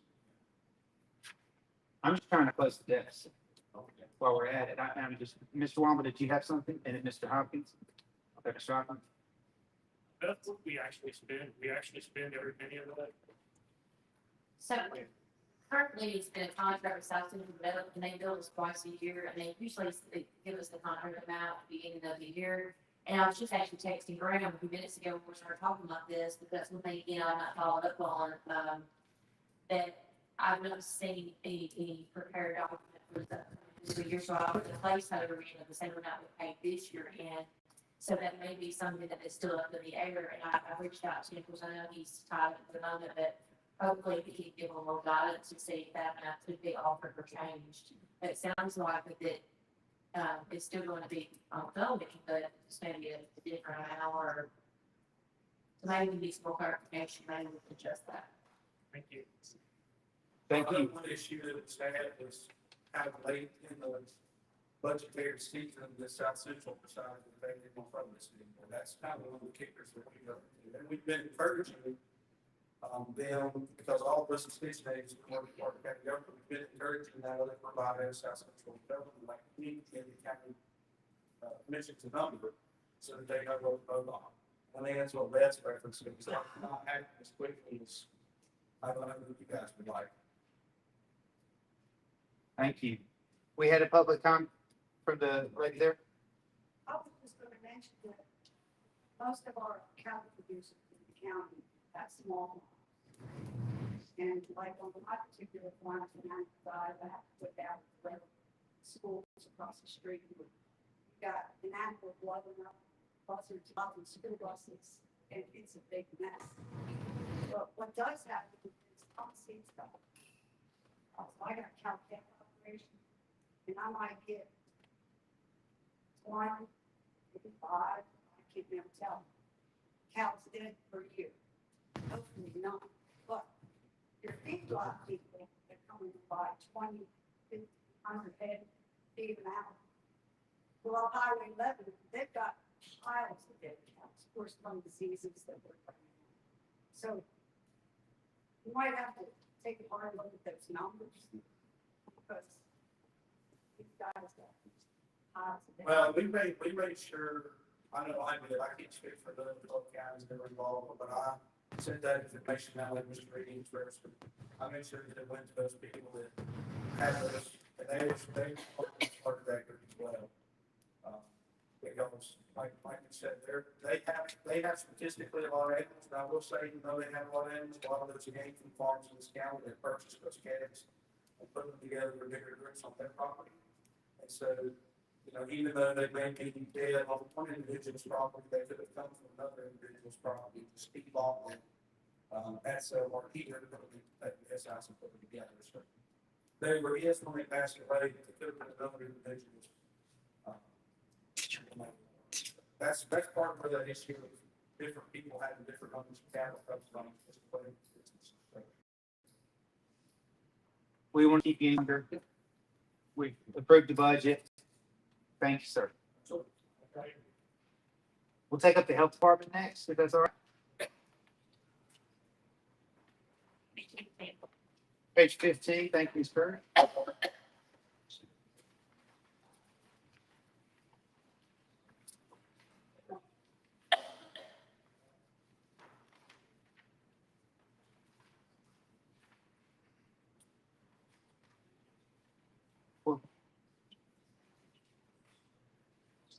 So we're actually on page 15 and on page 18.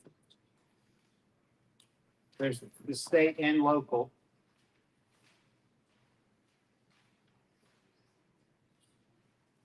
On page 18, it would be other public health and welfare. So on page 15, that is the local portion of the county pays for the health department.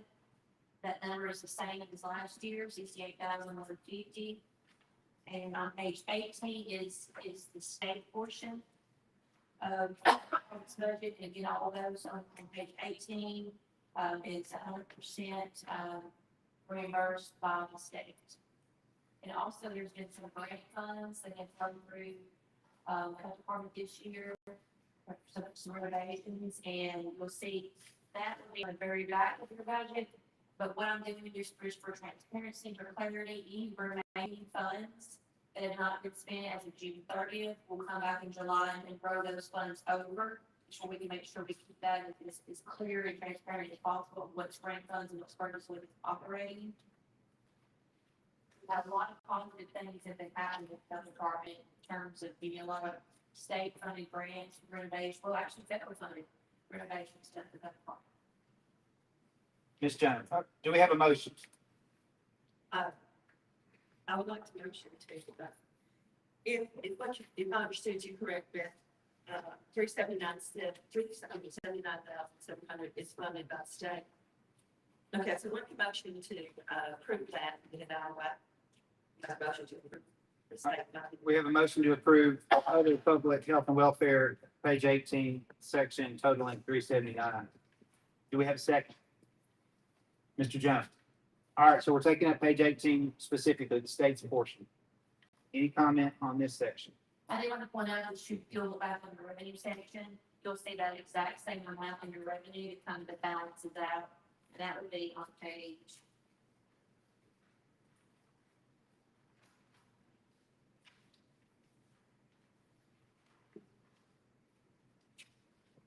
On the top of page 4. This is our department program, you see that 379, 700, yeah, so again, that just shows in and out program.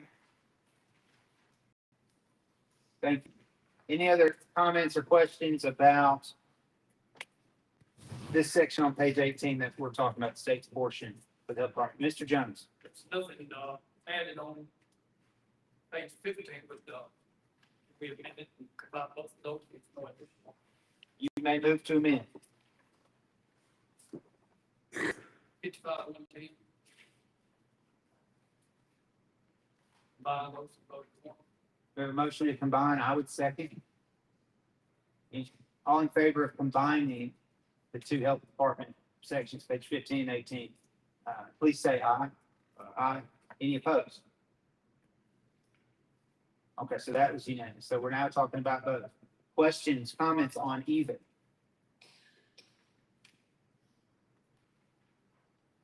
All right, seeing none, any public comment?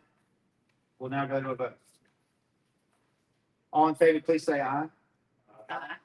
Any opposed? Thank you so much.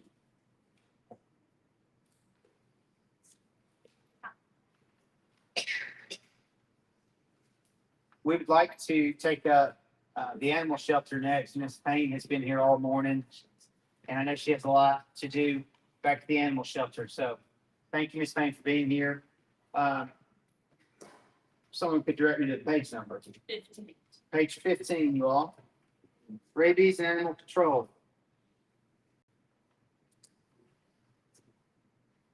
As we mentioned both yesterday and today, the main difference here is what we're all aware of. Jacqueline is asking for some help for a new position.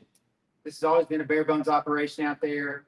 Jacqueline's been making it work, been working on the side to get a huge $400,000+ donation to build a new facility. The highway department has kicked in to build a pad. I think things are on an upward trajectory out there, and I think most citizens agree that the animal shelter is an asset to our community. Are there any motions as it relates to this budget? I would make a motion to approve.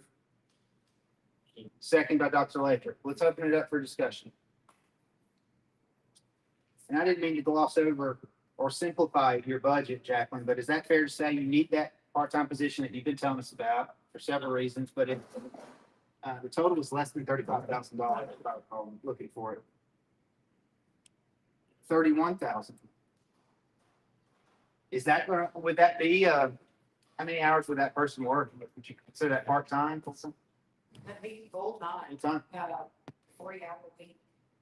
It'd probably take 40 hours off me. So maybe not be down for 40 hours a week.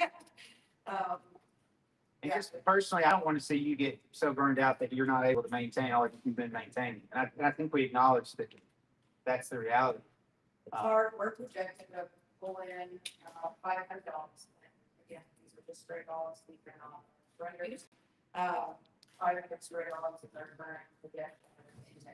And that's me as the only full-time staff member and 2 part-time employees. That's taken care of. I'm moving on year to date, January 1st to this morning at 9 a.m. Volunteers actually driving 6 of the county's puppies to Athens, Tennessee, on the other side of Chattanooga. Out of her pocket, she pays with that. She does everything. They're transferring to Pennsylvania. That makes $107 since January 1st. We transferred to rescue partners and saved the county $8.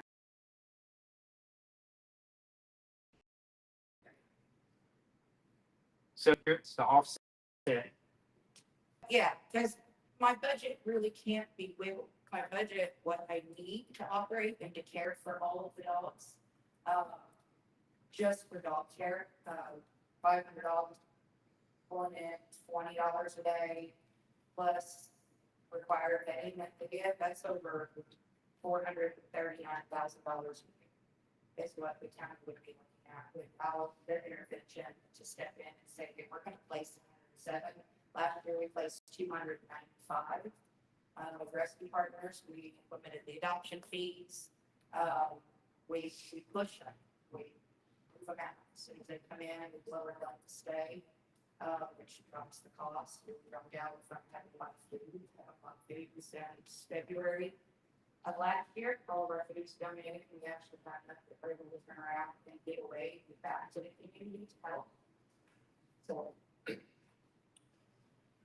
Jonathan, we also talk about the commission now just how much funds are donated to vet services and sort of expenditure that the county never even sees for the generous donations.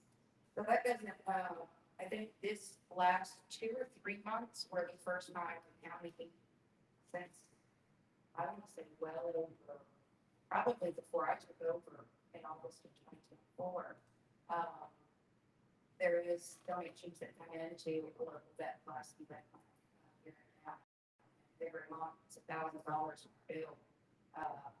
I know from August 2024 to probably the last 2 or 3 months, the county's never received it. Now, last vet clinic, that's who the county and city have contracts with. It's out of my budget. So if animal control, city police officers, anything, the issues with the boxes and the stock, the animal shelter paid for the disposal of those boxes. We also pay, pay them to the vet there. That came out of our budget. So city and county both use the animal shelters budgeted class vet funding, but that's a bill the county has not received it. And also just a reminder, right, there's still an ongoing agreement with the city of Pulaski. The city will reimburse the county up to $50,000 for the operating costs, which is also reflected in the revenue side of that.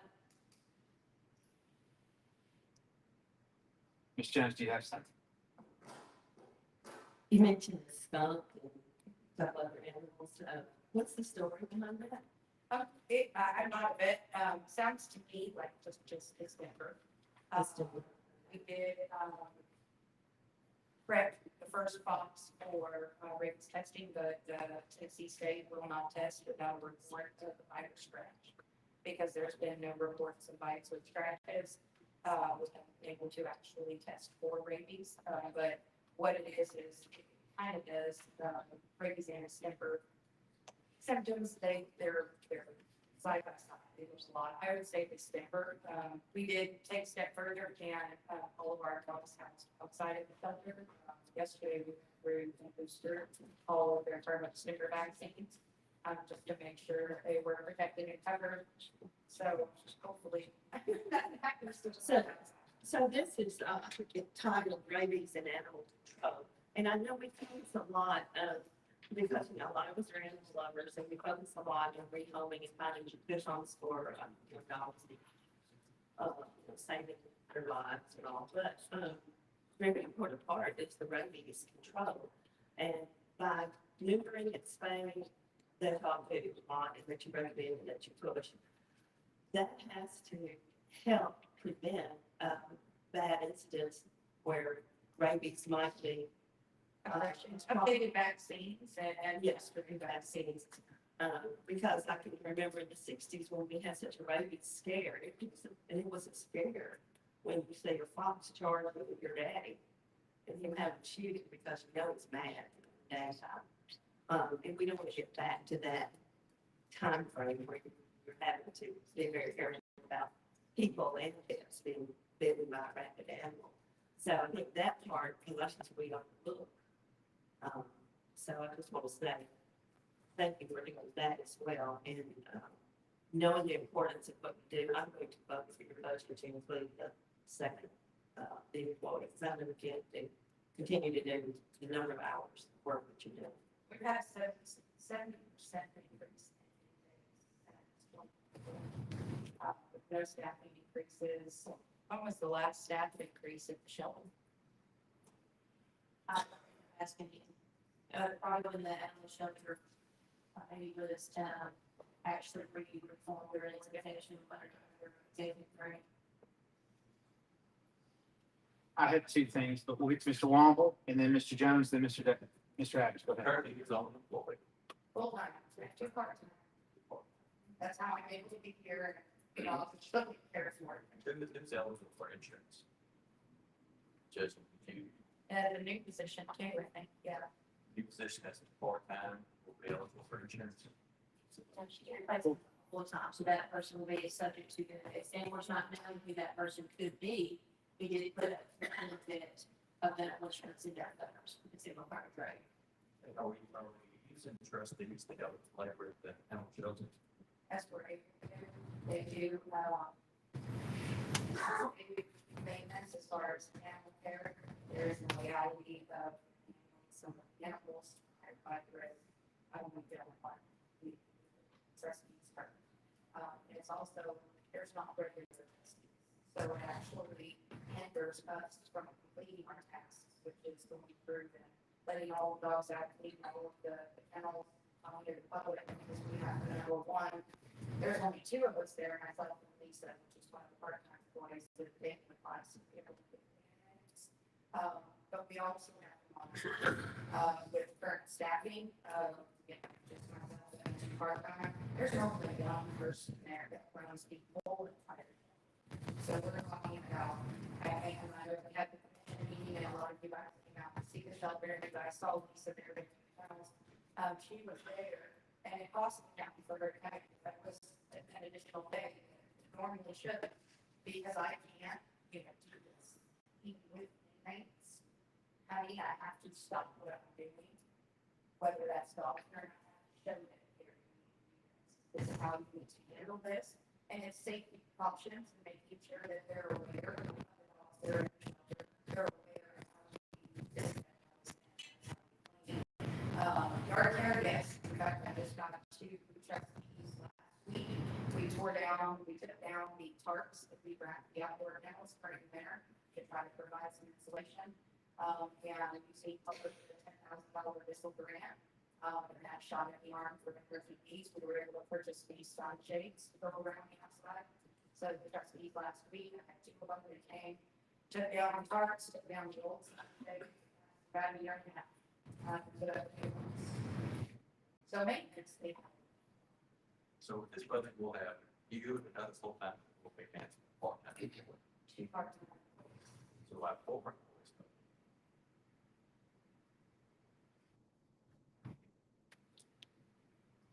Well, that was one of my two questions. First of all, you also utilize a bunch of volunteers. Your foster network. Yeah, so I have 5, and I call them full-time volunteers. There's full-time volunteers. One of them right now is like a pet driving to Addis, Tennessee. I'm 2 hours away. I'm her own to transport dogs. Last Thursday, 1 a.m. she went to the animal shelter, and we loaded up to one of our dogs. She drove them to Addis, Tennessee. We have one that manages our foster program, and we have two of them.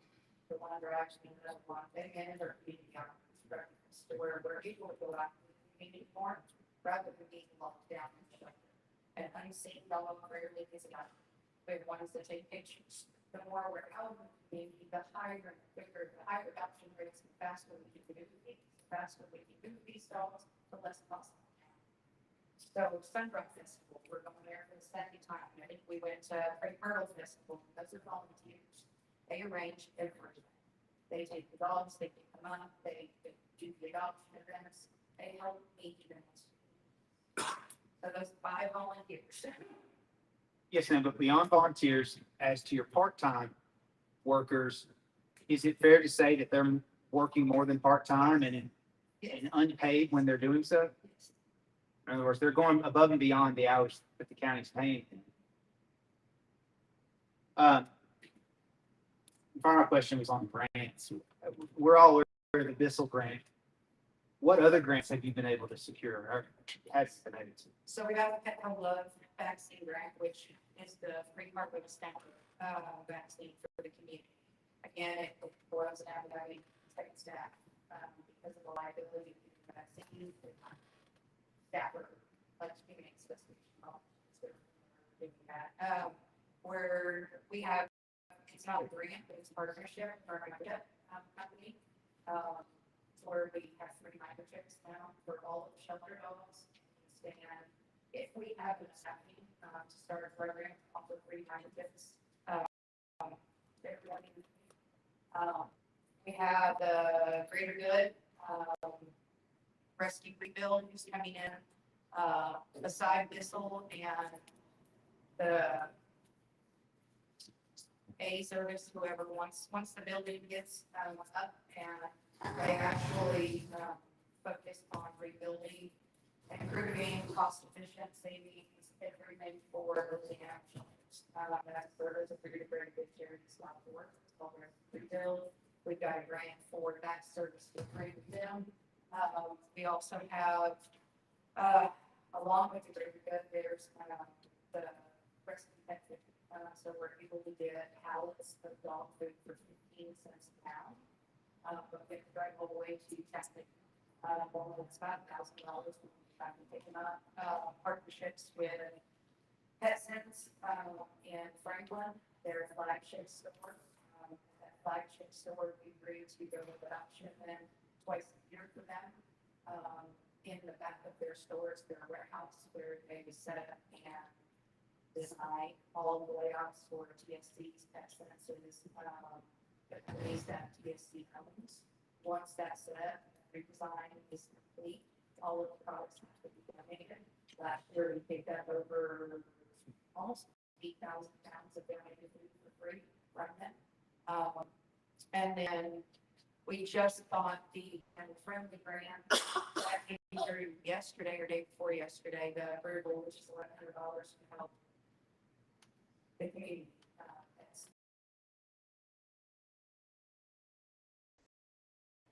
You're for all these grants, Bill. She's the employee who never sleeps and takes time for herself. And as a friend of Jacqueline's, I can vouch for that. She will never tell you that I don't know anybody more working than Jacqueline is. Ms. Jones. You mentioned the Greater Good grant. How much is that? It's not an amount. It's the rescue rebuild, that's services. So they kicked back with the blueprints that we have for the shelter with a 3D layout. They're going to help us with signage, with design for and like play guards. They also can donate some supplies and materials.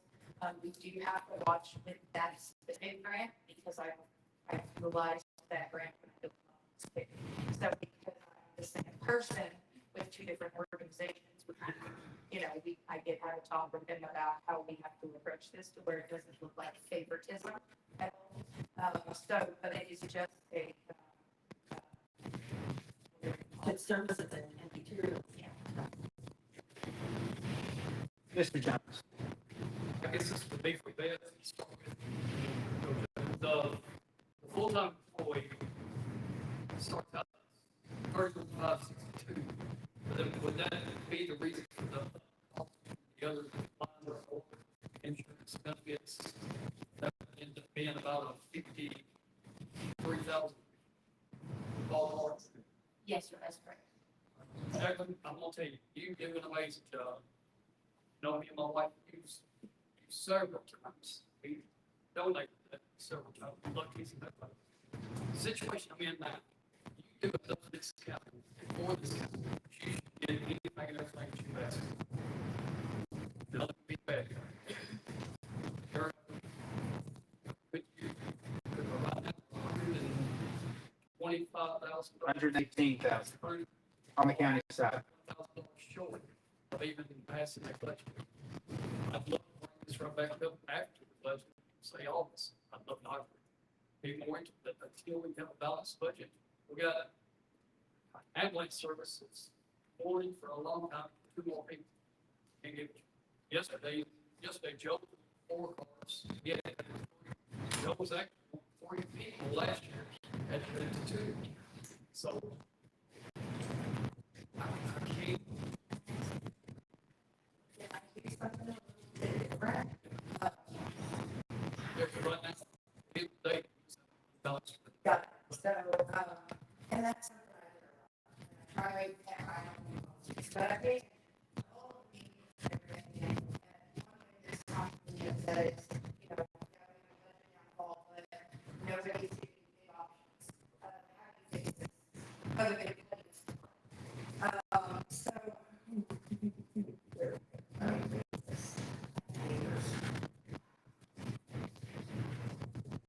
Okay, so,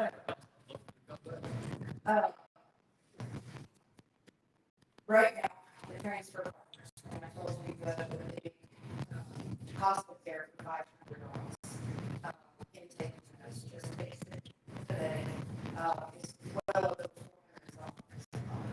That doesn't include staff, it doesn't include so my budget is already, yeah, but at the same time, there are options to have, they need to be addressed at a later time. Return to owner fees can be done. I've already implemented options. $50 for health offset, some of my credit costs. Return to owner fees and boarding fees are standard in most of the company shelters, which means if you have a stray dog and you're waiting to pay it up, you're gonna pay a specific fee for us just to take it in. It helps us reduce some of the costs we put into it, plus $20 a day, because that's what it costs me. You're gonna pay us, so that costs kind of balance it out. We have time shifting services, being able to do that for free, which would be another person. That would lower our time, like I said, in the shelter, and help us, drop the cost of care. We have the one I really don't want to talk about, which is dog license. In a lot of counties, it's Tennessee and northern states give a license for dogs. And that licensing program directly supports the animal shelter. That is something I don't even want to bring up. I've talked to Carmen about it a year ago. And I want to do more good, and I don't want to try to take more from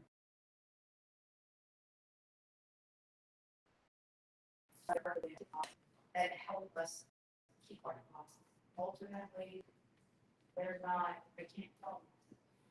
And I'm gonna help you doing what I'm doing.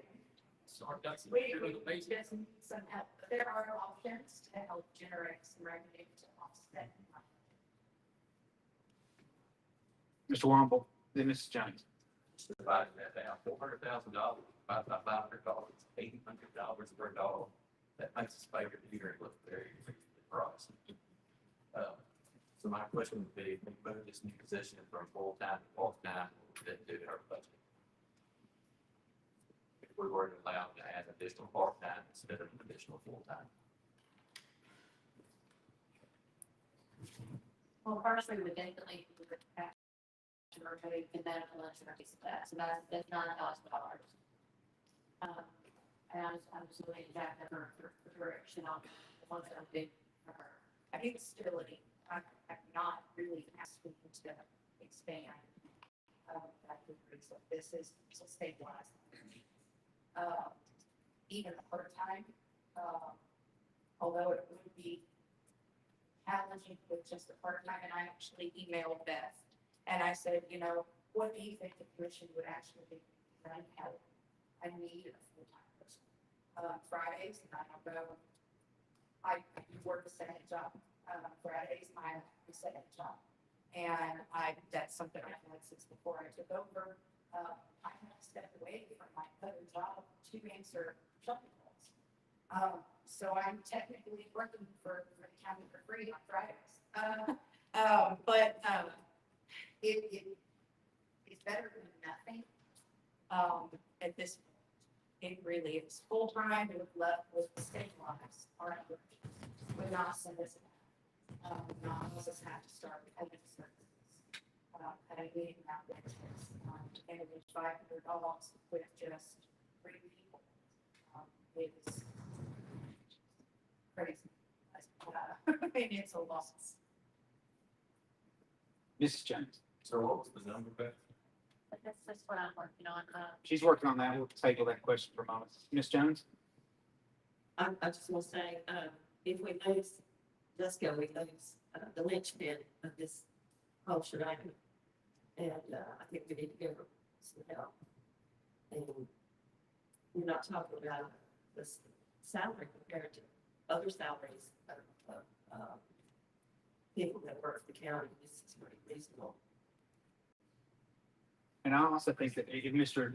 Womble is acknowledging that if not funding this position has the effect of winding down operations or severely diminishing what they're able to do moving forward, there are costs associated with that they're helping us save by providing the service. Ms. Albury? I understand the insurance part of it. If you went to two part-time positions, you still have the same man hours, but that do away with the insurance part of it. And she would still be getting her 40 hours with the help. Well, it would also require training 2 instead of 1. I mean, what other considerations under that scenario occur to you? That's just a consistency, having 2 different people, follow through. You know, a lot of what we do at scenes where you're keeping, county management, the county and sanitation part will ease up some of our stress. It's not going to take away from the shelters, but it will on us as accountants. Because I'm not just a department head, I'm a accountant. I'm there every day, shoving the boot and scrubbing walls and picking up piece of puppies, and it will help with that. But again, having 2 people to train that are going to end up finding their niche that does it not the same way that one person. That makes sense. Yes, and they're trainee.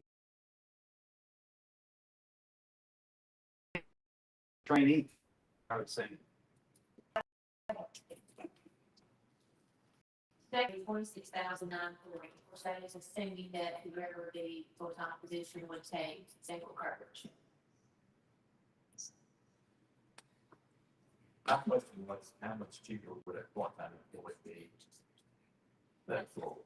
That's how much savings it would be 26,940. Would be the savings or what you pay the part-time employee? Savings.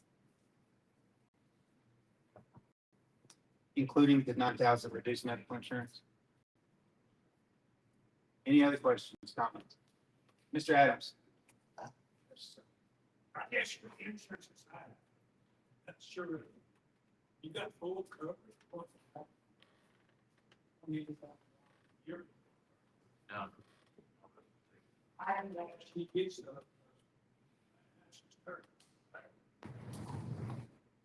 that is what I hope somebody else takes.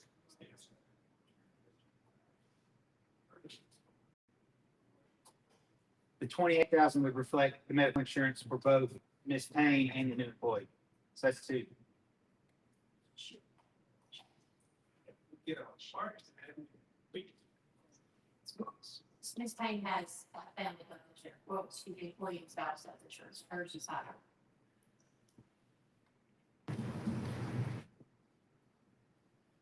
What other questions, comments do we have? Public comment.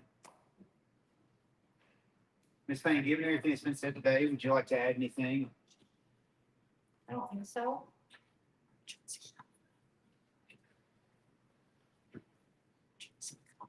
We're going to do a roll call vote on this.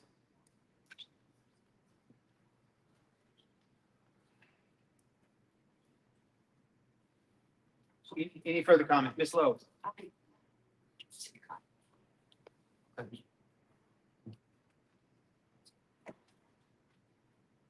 So, slight hiccup.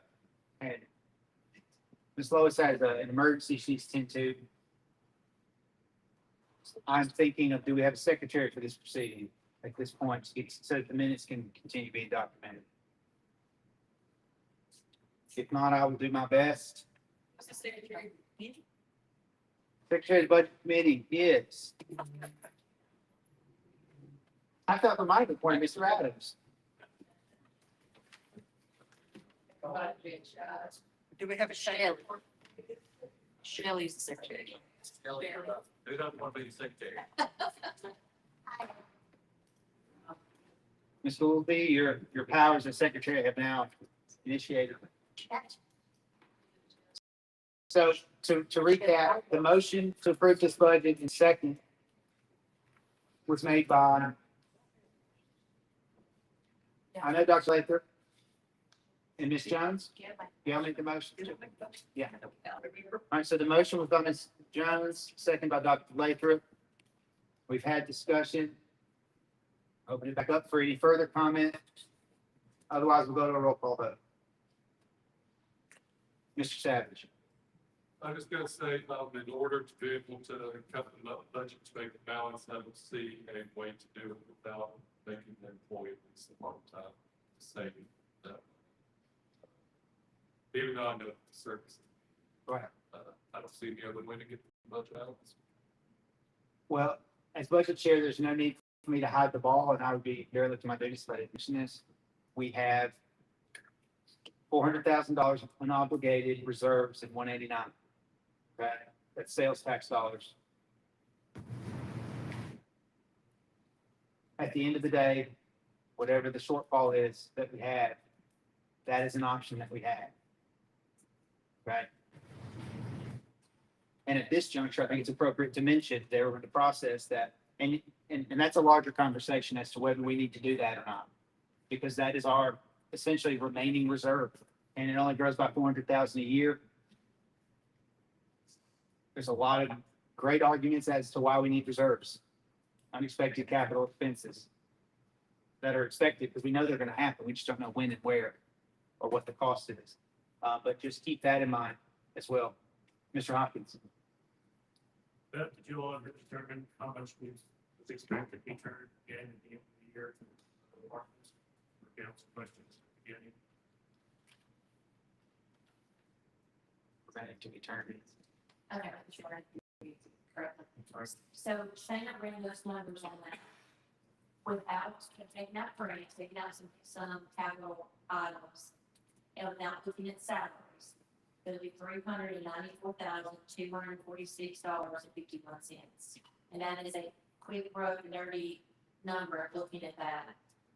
But if you exclude salaries because we have turnover, we add those turnovers, obviously that's going to compound, so that is just your 300 accounts, all the way down to your 700 accounts. So basically, we should technically have the budget balance. Not necessarily. We will be increasing our fund balance potentially. Let's just take a minute and go. Sure.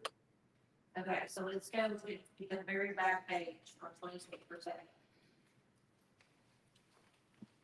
That's the last page of section 101.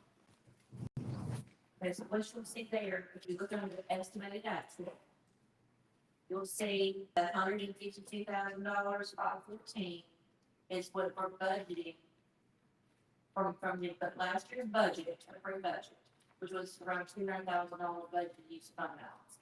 And then all the amendments that have been approved thus far of the usage of fund balance.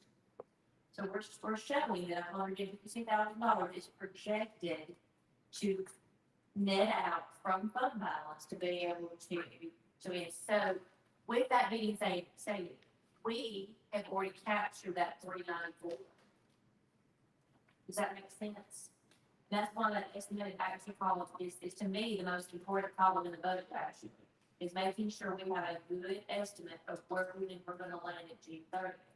So we did approximately not spending $394,000, but through the amendments and the use of fund balance throughout the year, it just kind of compounds like that. Now, I will say this. I said I wasn't going to say this because I don't want to lean down or I say it against constraint, especially in today's social media. But I'm going to say this. Because I think it's important for you all to know these things. So please don't anybody misuse what I'm going to say, please. When you have a budget this large, and when you have this many departments within a budget, you have to budget enough to be able to sustain within each budget. So that's, we have a budget inside of budgets inside of budgets. I think y'all understand that. We're not gonna spend 100% ever of our budgets. If we do, we've got a serious problem. The sheriff's department is not gonna spend 100. I'm not gonna spend 100. You have to have a budget to be able to operate and to be able to sustain. The county general is typically going to have a higher percentage, or excuse me, a less percentage of expending 100% is your highways and your school is, because there's so many little budgets inside the big budget. So with that being said, I know we have a policy and I support that policy. The policy was put in place for the results of the actions that were taken last year. I think we all can recognize that as we want. However, if you all were not doing anything else today, and you approve this budget as is, with the use of fund balance of now we're down to 118,000, I'm not concerned in the list. It doesn't bother me. I know we're going to be okay. Now, I say that, but I'm also going to remind everybody of the fund balance policy, and we are in violation of this policy as it is. But from an accounting perspective of what we see and what we know, this budget will turn out to be just fine.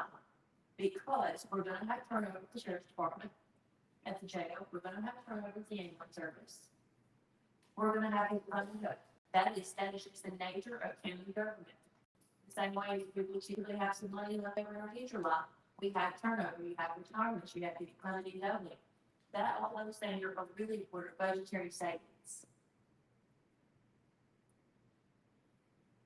That answers the question. And some. Pretty much already knew the answer. I just here and in here. What account is going to look at? Basically, yes. Mr. Jones. Yeah, I'd like to say this, because I have talked to some people in August and didn't really quite know. Today is just the seventh budget. What we're doing now is passing, we're voting to pass it on full commission. So, but Jack, with that said, and with this right here, we may end up not needing a tax increase. That's what I'm looking at. It's we don't want a proper tax increase. With the talk now, we may not. My hope today would still be no, because we don't have a balanced budget. Now, by the time we get through with all this, and it goes with full commission, things will be changed. Everything will be changed. You need this person. I know you need this. I know the work you need. And I appreciate the work you do. But on the commission side, I have to go with what I feel like is right. Like,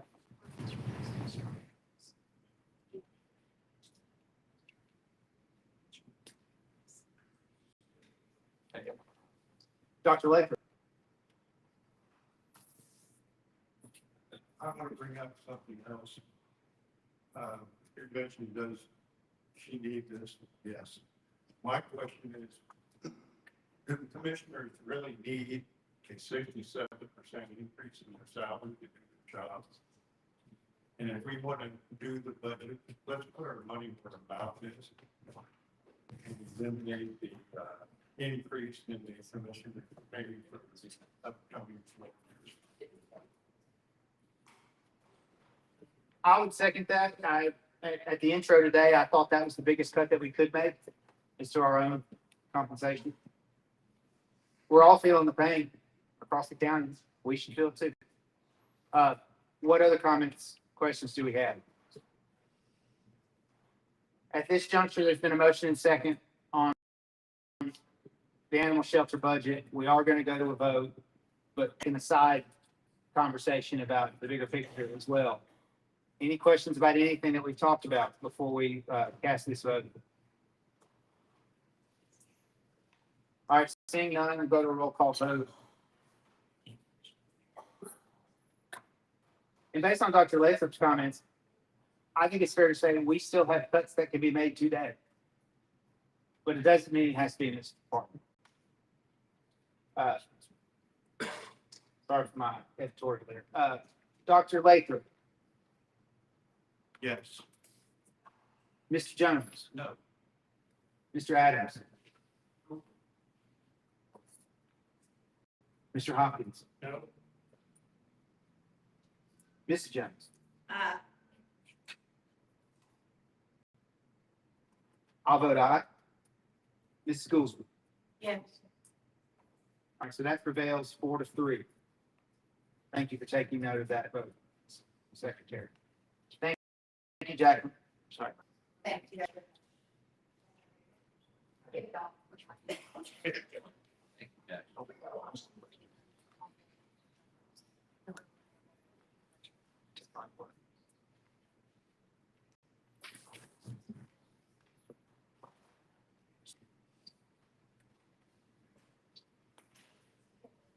Just so we know.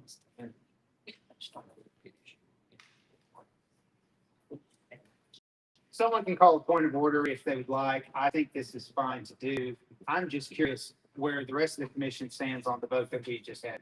So, by show of hands, would anyone mind indicating whether they would have voted yes or no? I'm just trying to get an idea of if this is going to be the wrench in the gears later this month or later in June. I think it's appropriate for everybody to know that now and see what we can do to reconcile those things. You're talking about animal control? For the animal shelter, the vote that just prevailed 4-3 of the 7 committee members. Who is in support on the remaining commission of the budget as approved today?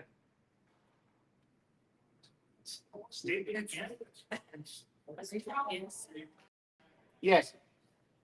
Who would vote? Who would to approve this budget as it was just approved in full commission as of today?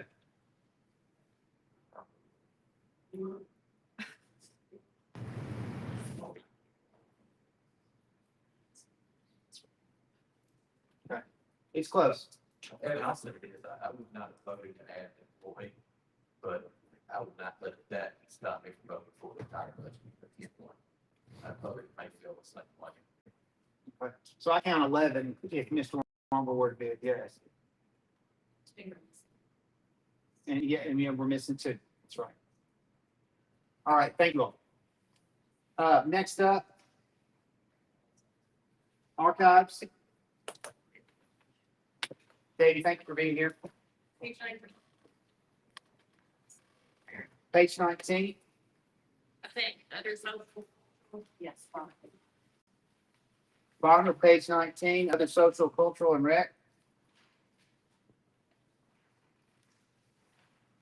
This is a reduced budget. Thank you, first of all, for that, given the circumstances. Do we have a motion on the floor?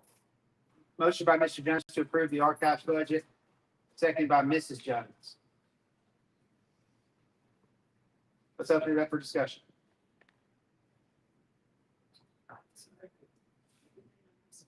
Yes, motion by Mr. Jones, seconded by Mrs. Jones.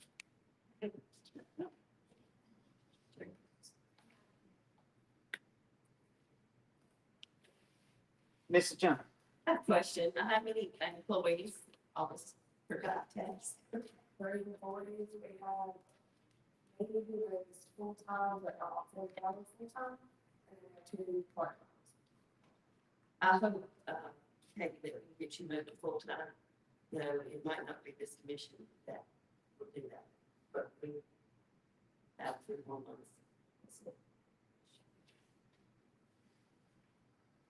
Katie, you studied to be qualified for what you do now. You've taken over. How are things going out there? It's all about water dust and records, which I think everybody in the legal system understands together to deal with those.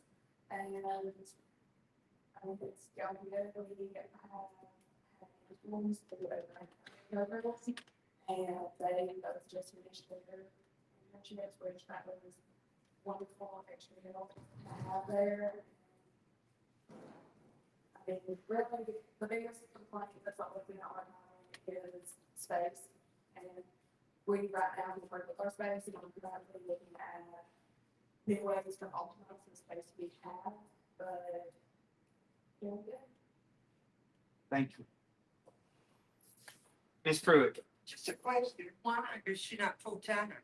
We pay benefits, do we not? Sure. I misspoke. I said she's part-time or not full-time. She's not 40 hours. Oh. A county employee full-time is 32 hours, 35 hours. I mean, five with us. Is, so in order to be subject to health insurance, the Affordable Health Care Act, you have to at least work 30 hours. She's 32. The 80 is 32 hours. Okay. So 32 is not considered full-time, but benefit? Yes, ma'am. She's full-time, considered full-time, but she does not work the number of hours that the rest of the county employees work. I'm not exactly sure what her schedule is, but she works 32, while the other county employees work 35. I don't understand that part of the statement. That's good, that's fine. I just, when I look at it, the way it was negotiated to get the position that all can come full-time, because it was a part-time position for a while. All of it was just basically a push to get different. Barbara, I forget her last name, but was Nicholson had been working for years out of the goodness of her heart in many ways. With no benefits. With no benefits. She almost had impossible shoes to fill, Yes. but thankfully Katie stepped in. Any other questions? Mr. Wong? Katie, you like to have to pay 4 hours a week. You're basically working 33 hours a week because that's all we can fund. From my understanding, so last year, for Friday, season, and it was also hiring needs. And one of my things whenever I was in the hiring process was I would get benefits. Was there was some employee person and I had benefits. So I was like, as long as I can get that. Like 8 hours a week. Yeah. I believe that there would be a benefit to the archives community.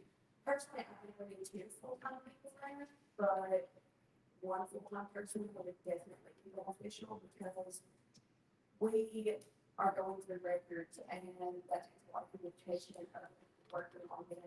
We have research projects, we have full-time and we work for days on something and it's very difficult. Whenever I'm there on Friday, I'm going to show up on Monday. Clara is now working on the project with him, and Clara does a wonderful job. It's just that fluidity of having the person there working with them.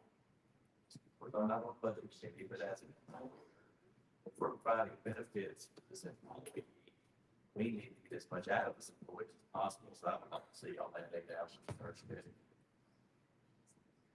With additional pay? She 35 an hour. I think an hour to come to work. Fair enough. Ms. Jones? Katie is well qualified. She trained under Barbara, and then you also have a degree, right? And if I would speak on that training, I gave a lot of time here to our that I'm not going to do it. I volunteered to speak and like the roads as I was using my degree on here using such. And I have experience of additional training in archival management. And I know it's not just about getting extra hours, but we're going to give the archives needs your presence there 5 days a week. Yes. And it's not just the archives where you serve, you've also helped with different departments with their record keeping if they've so desired. I'm going to service to all departments, just not with anything I can help with record management. I'm here to go with everybody because even keeping records of today is going to help me for the future. And I'm just here in a way. And as a department head, your comparison to others is kind of low, but you have prepared for that position.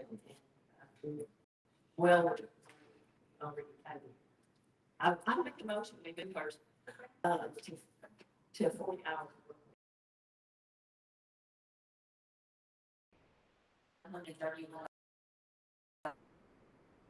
Say age yours or we are just so less important to have her doing what she does. And honestly, for such little pay, and she is a true asset to directors can be in our county. $8,931. Mr. Jones. Okay, would we be raising it to 40 at 3 hours, which on the same schedule as the others? Twice the dispatches. What would she not be getting lunch break or how would that work? She would be receiving, she would be on the same hours, she would be on a 40-hour schedule of. Yeah, so she'd be on a 40-hour schedule. Who else? There's Mr. Reisner and then Mr. Wilbur. point of order, Mr. Chairman, there's no second. There has been a motion to add or to move Katie's position to 40 hours. Is there a second? Seeing none. I'll say it as a quick discussion. All right. Seconded by Mr. Jones. Mr. Jones.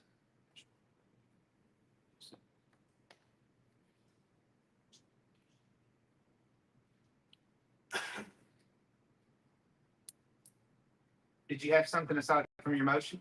No. So I would say, Mr. Reisner, then Mr. Wilbur.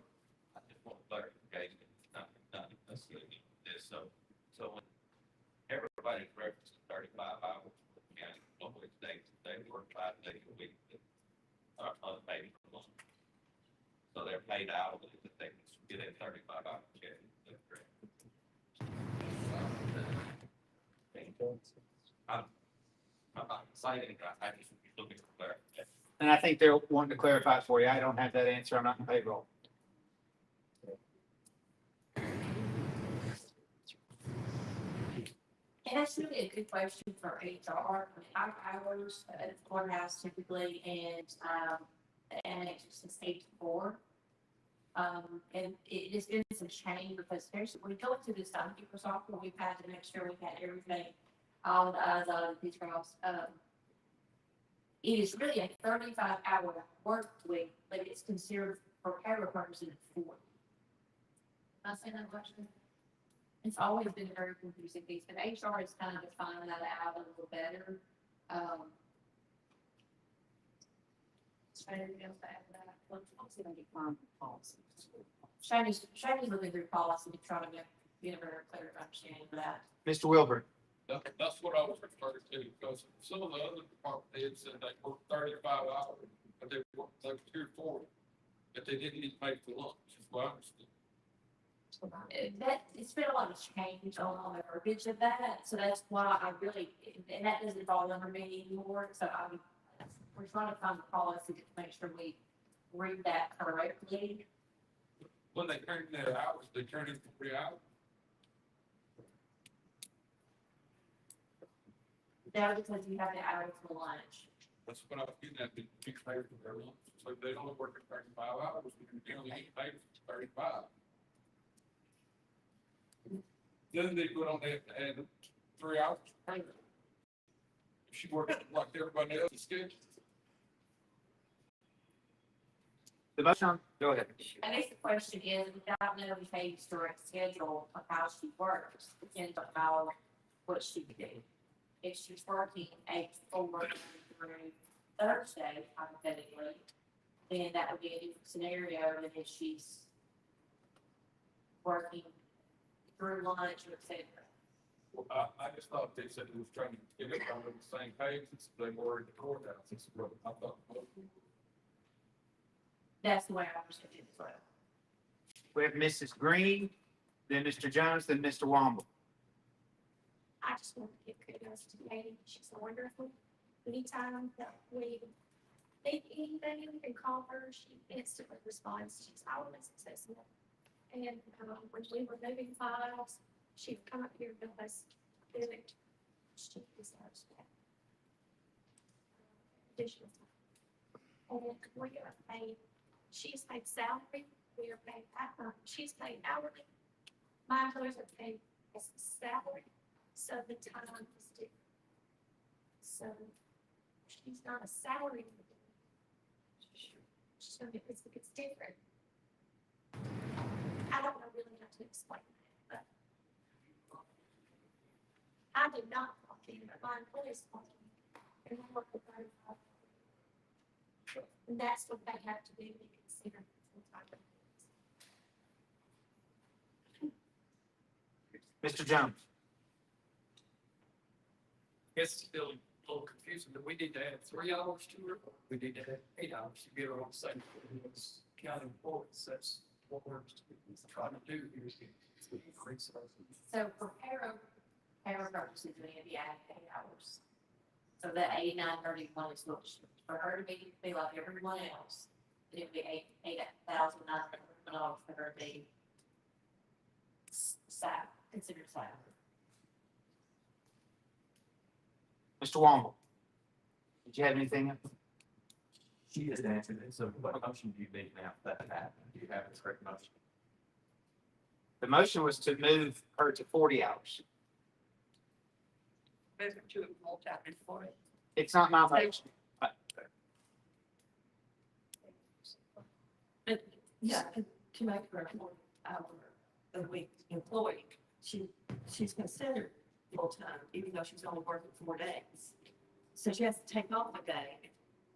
This was not her idea. That came down with last year's budget process, which Brad was over that. And so 32 hours was what she was doing and wasn't really allowed to do a 5-day week. But I think the county gives her 5 days. So she would be working. Salary, I'm sorry. we not just call her salary like all the other That's what department heads. That's what Beth just said about that. Right? I mean, technically, China, you have me here, it's kind of crossing over into the HR hat here, but really, I would think for Katie, because she does supervise other employees, I would feel like if she was considered a salary full-time employee, then she would not be subject to comp time or overtime. And then her salary would just be, based on 40 hours, but obviously she'd be no different than myself, Crystal, or Julie, and be considered like a department head is how I would think it should be. How she really should be, honestly. But I also do think that, that needs to be considered too. Her pay structure should also be evaluated for that as well. So we have a motion and second on, this is not on improving the budget, this is to increase the budget before us by $8,931. Dr. Lathir.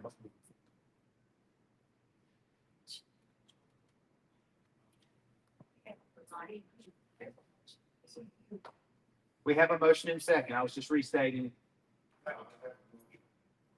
To increase the budget of making her a salary position. Is that what you do? Yes, sir. We already have that motion. Yes, sir. And I was just restating that the increase to the budget as a consequence is $8,931.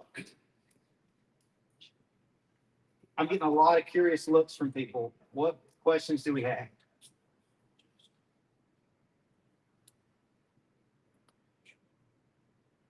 Yes, sir. Still trying to cycle on this based on other county employees, so if she does, if we're putting 40, is that gonna, the way she could get 40 on the 8 to 4 is no lunch break. We know she can't have a lunch break, or how do we do that? I know it's just basic on it, if they run down. If she's treated like other county employees, if she's like the other county employees, then her hours would be 8 to 4, Monday through Friday, with subject to the possibility of an hour lunch if she checked it, at least the opportunity for an hour lunch. So she can still take care of that if she wants. So the time period of that is going to be 40 hours. However, and that's the best part. It's an HR question. I don't want to pay for it, not pay for it, and all that. That's an HR question, not for me. But it's to treat her like everybody else. It's a full consideration, complete full-time county employee, 8 to 4, Monday through Friday, with an hour lunch.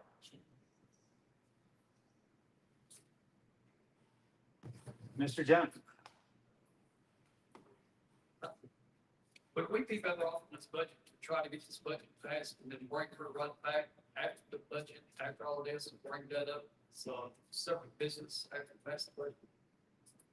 I personally think so, and I'm a little confused at how following the vote where we didn't, under the guise of needing to close the deficit, not voting for that animal shelter position. Some of you are now proposing increasing a budget that was not asked for. Well, that's where I'm at right now.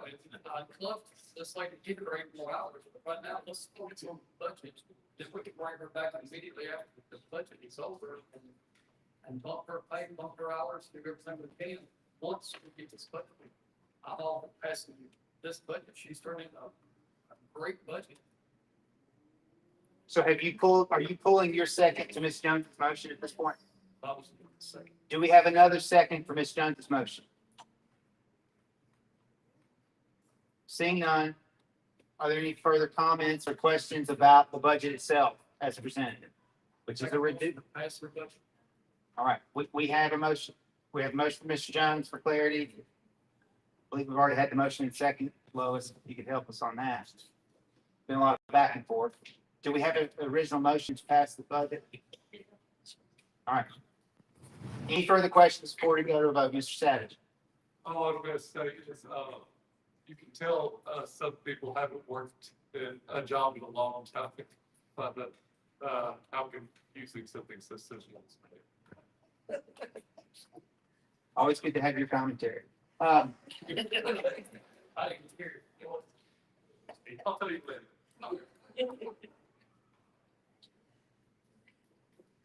All in favor, please say aye. Aye. Any opposed? That's unanimous. Thank you, Kate. All right, we're running a little behind schedule now, but we will jump in. Ms. Phillips is here for our solid waste department and or convenience centers. There's a lot at play here. I believe that is at the top of page 17, and it continues on to page 18. Beginning at sanitation management, then into litter and trash collection, then waste pickup, and finally on page 18, convenience centers. There is also a waste pickup grant at the bottom of page 17. Yeah. All right, do we have a motion? Motion by Ms. Goolsby to approve those combined.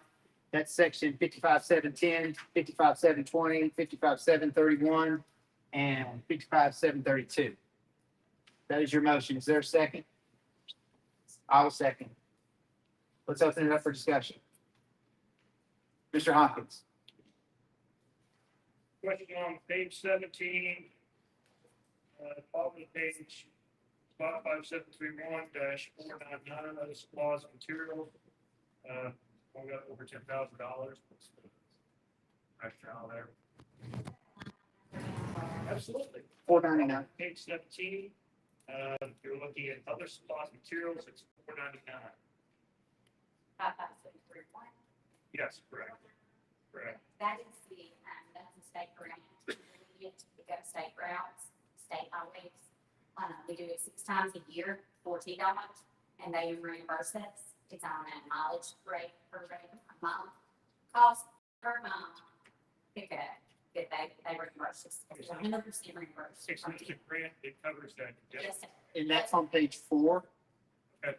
55731 and 5572 are all 100% grants from TDOT. Okay, thanks, ma'am. Yes, sir. Thank you. They are reimbursed. We spend it, then they reimburse us.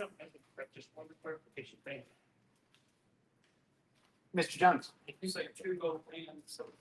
5572 is the old fashioned link grant that the town has received for all 37 years I've been here.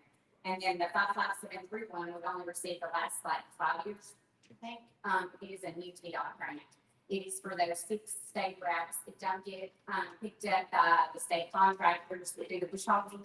They hire out the crew to pick up in front of the bush hogs, but on those other 6 state routes, my crew and inmates pick those up and get reimbursed. Thank you. Ms. Jones. Julie, how many employees? I have myself, I have 2 full-time, one is a supervisor, one is a truck driver, and then I have 23 part-time. One is the liver crew, another part-time driver, and then I have 21 part-time attendants at my convenience centers. I want to run 5 centers, 4 full service, trash and recycle, and 1 is just recycle out here inside the city limits. Ms. Curry. Julie, will you tell us how the last cycle is going? So far, it is going great. We started last, almost, well, over a year now ago, in December of 24, and since then, we've had 4 loads go, averaging 8 to 10 tons of glass per load. Everything that we recycle, I'm moving on stuff off the screen, sorry. I get excited about that. Anyway, everything that gets recycled, the county doesn't pay anything for. So we're saving everything that can be recycled. We're not landfilling, we're not paying that signature. So waste is not going away, it's only getting more. In the next 20 years, you're gonna see counties around us have huge waste, solid waste departments, bigger than highway departments, bigger than close to the schools in as far as tonnage on waste and getting rid of waste. Across the nation, there's nowhere for waste to go in right now. You know, watch County Board, Rutherford County, when they close in 10 years, that waste has got to go somewhere. Right now, it's getting trucked to other states.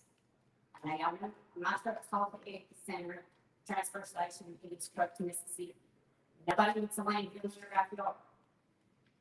The alternative to that is to recycle. And I'd like to see, raise your hands, how many of you actually recycle?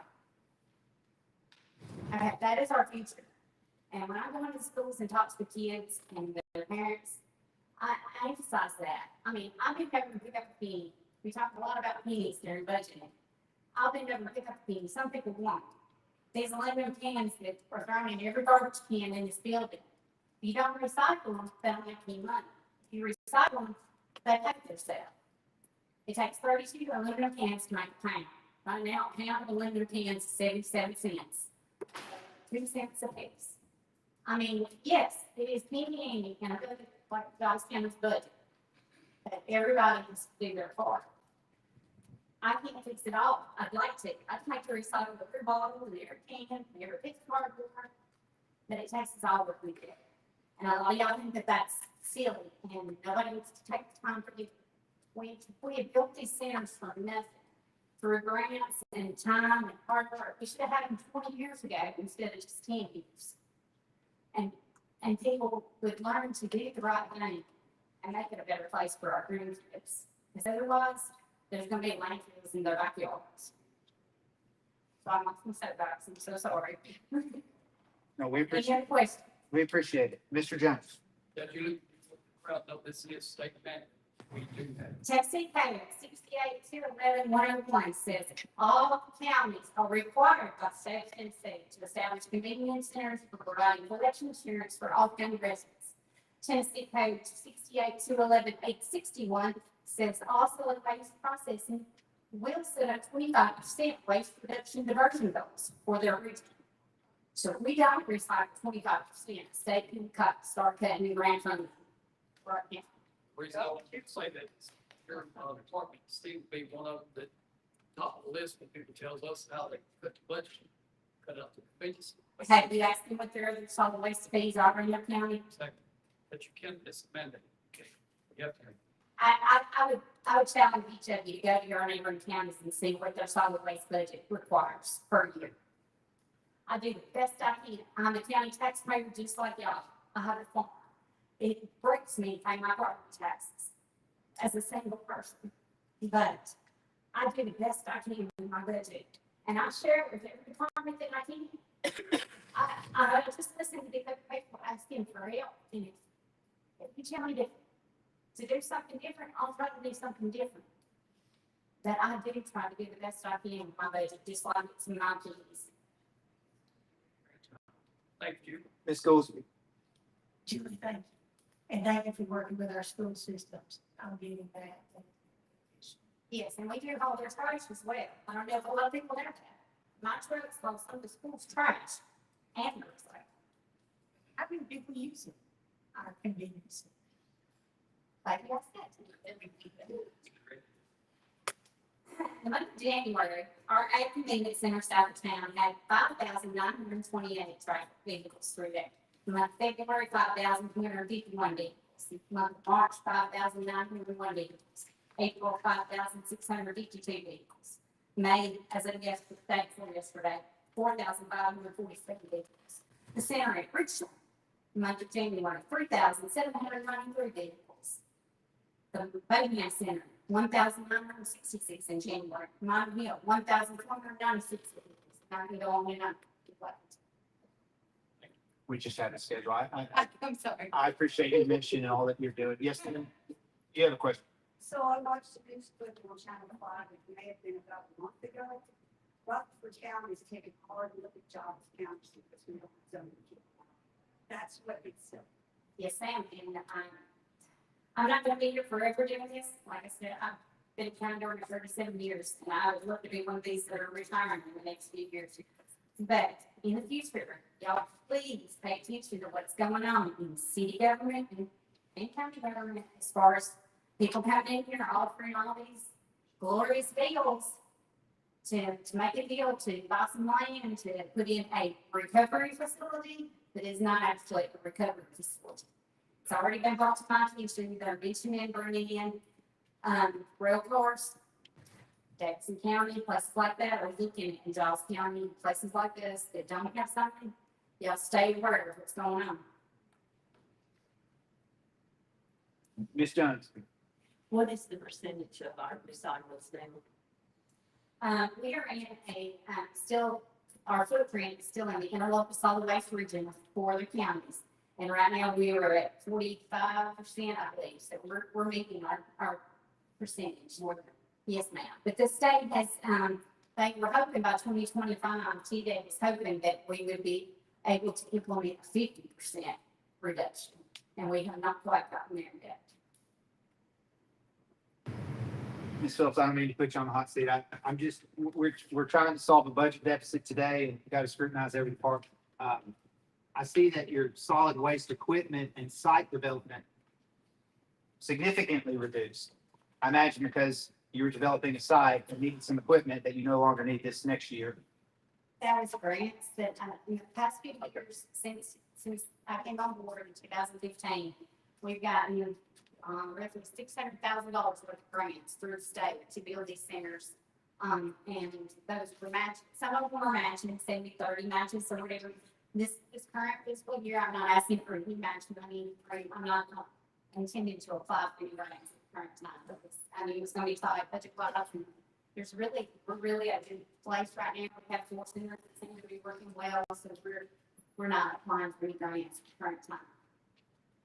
Thank you. And I have to point out the part-time personnel is slightly increasing. I imagine that's like we're doing across the board with county employees, the 2.63 increase. Yes, sir. And just, can I mention, my guys are probably some of the lowest paid part-time people in the county, $13 an hour, so if they get whether it's 100 degrees or 0 degrees, just so y'all know, standing out there helping people unload their trash. Well, that was my question. I didn't realize they were paid so little per hour, but you said there were 23 part-time? Yes, sir. How do you determine how many part-time you can do? I mean, there are days, I'll say. Yes, sir. Well, Not everybody's doing something, but but through the long line, of course, yes, sir. they're all doing something. When we first started the centers, we went to neighboring counties and asked for work and what it meant. We decided to go with part-time attendance at facilities instead of full-time like some counties do, for the simple fact of saving benefits and county money, because we didn't have it to do. So most of my employees are retired from other jobs. They are drawing a retirement check and a social security check, and they just want to still be useful, and they want to see people, and they're willing to work for a little nothing. And they're there. They work either 7 to 12, 12 to 5 shifts. So we have 2 per morning shift and 2 per afternoon shift. So that's the reason we have that meeting. Thank you. That answers my question. Are there any other questions? Mr. Adams. I just want to say, you do a great job. You got some. I'm sorry. You have some employees and stuff. Twitch. Thank you. Our policy though, let me touch on that just a second. I have had people call me about that. Our policy says on the signage when you pull through, that if you load it at home, you should be able to unload it when you get to the center, unless you ask for help. If you ask for help and request help, or you use the handicap box, all you have to do is ask. If they don't help you, when you ask for help, you call me immediately. I'll give you my cell number, you call me right now. I'll come down. Talk to me after meeting. I apologize. They're not. We have a motion and a second. We've had some discussion. Anything else before we go to a vote? Seeing none, all in favor, please say aye. Aye. Any opposed? None. Thank you very much. Thanks, Julie. Next, we'll take a chance report. Ms. Green, thank you for your patience. Page 10. Page 10, everybody. Morning. 11. Page 11, please. The only increases that I have asked for is the data processing services, which is the expense from the software. And I want to increase the postage. We have to do a lot of certified mail, and it is going up to 1048. But as y'all know, every time we send something out by certified mail, it is added to that delinquent taxpayers' taxes, and it is paid back. So we recoup most all of the postage that you guys get to us. Mr. Jones. Motion to approve. Motion to approve, Mr. Jones, seconded by Mr. Hopkins. Any further questions, debate? Public comment? First of all, I'm sure you read your lot also. I do very often. So you'd also like to see Reggie continue providing services to you all? I would, as a matter of fact, this week, I just thought we need to check the emergency buttons. Right. And hours, I need to check hours and our battery was dead. I would have never thought that was something fell under his duties.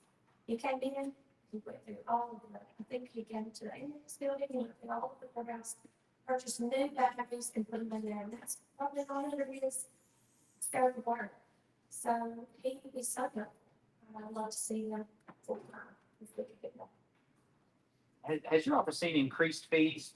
I know the filing fees on cases. Well, I know the clerk fee, which goes into the general fund, did increase. The legislature, our clerk fee increased by $50, $100, then it's gonna be 50 and 50, so it's a total $200 fee, but that's spread out in 3 years. But are these increased fees received? Yes. Or all kept by the state? No, they are fees for this county.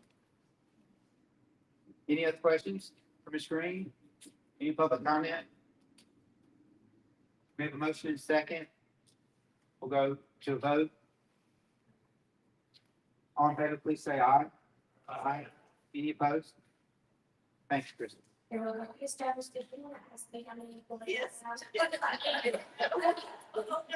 I have 2 full-time and 1 part-time. She works 1 day a week. She works on court day. If we do not have court, she does not work. So, Outside of you, 2 + 1. yes, exactly. Yes, ma'am. Thank you all. Thank you. We're going to do Giles County Libraries next.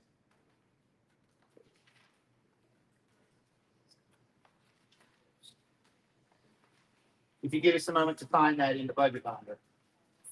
Bottom of page 18.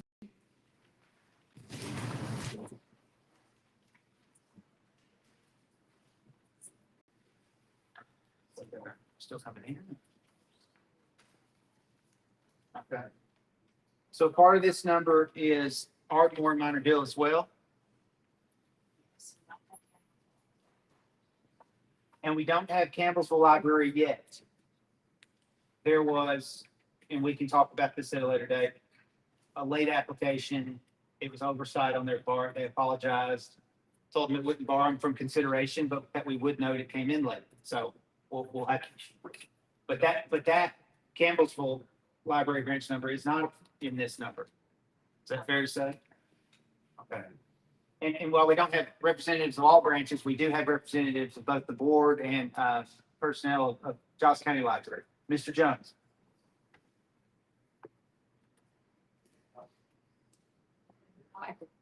would that not be, plastic little home? What would this one?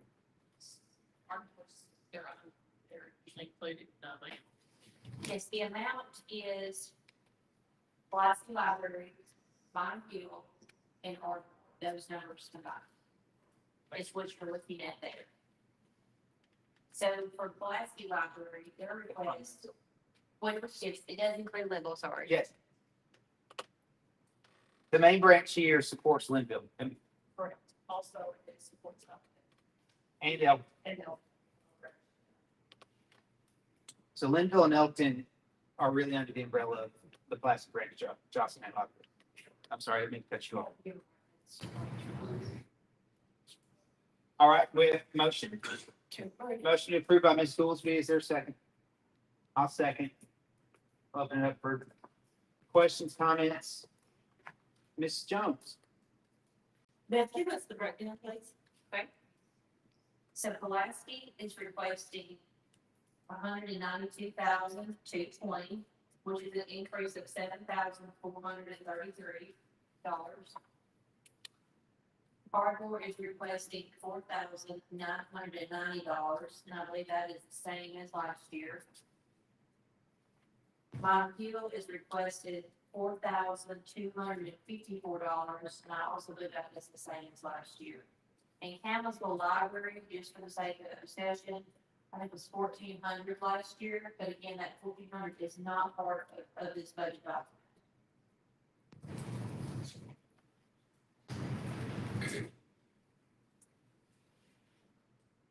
So I don't want to speak for the library, and I appreciate Brianna and Preston Murray for being here, as well as other board members. You all may have questions. My observation is this is a 4% increase being requested to the maintenance of effort there, so that they don't have to come back every 5 years and ask for a larger increase. This, on the Pulaski side, equates to a 7,000, as Beth mentioned, 7,433 increase. I would like to give you all an opportunity to give us your perspective. I know you're here to answer questions, but anything else you'd like to add about the budget that we're looking at, considering today? Sure. I appreciate the all you clear today. We're glad to help the fire. You know, we're going to have a call later. And she,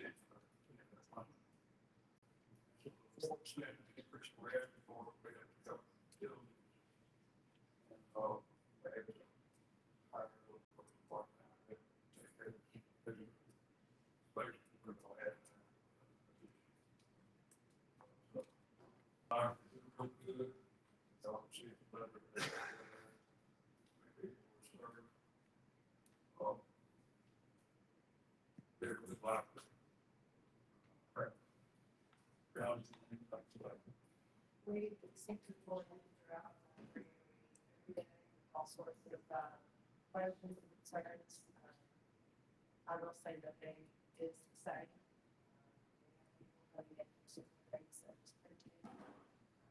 More questions on how it's all or heard something about this particular author, how do I represent this, or how do I fix this, or how do I I don't teach much about or if my shot is faulty, help me out, I don't know what to do. We're at the first point of to have the ability to help them find the resources. It's a great honor. Whether we're able to lead with something or like reach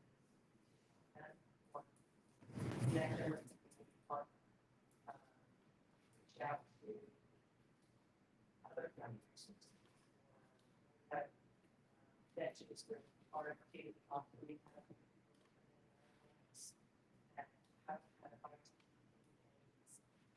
so we have RFP. What's going on? Where can we so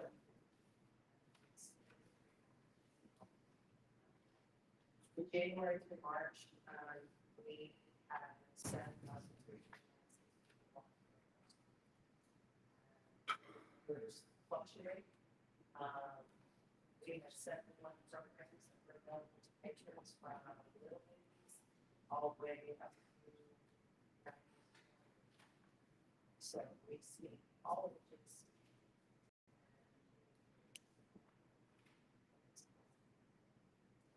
That's what consideration. Do you all anticipate increased enrollment or folks coming in the door following this expansion? Absolutely. Are there not data centers, but new workstations, new technical, can you remind us of that element that's new?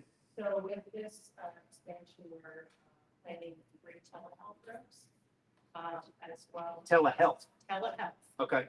So there will be 3 HIPAA compliant rooms that will be able to be built for use, which will include there will be an electronic piece of equipment, a laptop or desktop in there with blood pressure, thermometer, and headphone, microphone, and webcam. So all of the equipment will be there for somebody to come in and use and have a telehealth visit with their doctor.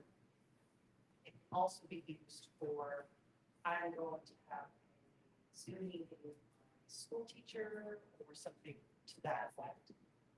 Or it could be a one-on-one interview, or I'm excited to join the Navy and I need to do an interview with my Navy contacts.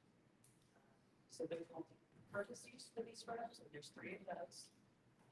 We are going to have our meeting room that we currently have expanded, so there will be more space down in that room. Plus, we will have an additional room that we have plans to have a conferencing space, as well as a multi-purpose meeting room, maker space, a community room. Can be used for the multitude of work. So we will have technically 5 closed meeting spaces if needed. And you also house the Historical Society, that museum. Correct. The Historical Society and the museum. And the museum. They're separate. Okay. They're right next to each other, but they're separate.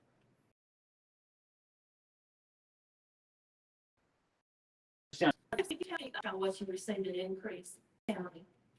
You remember what year that was? It was recent, pretty recent. 2024, thank you. And that was, do you remember how much that was?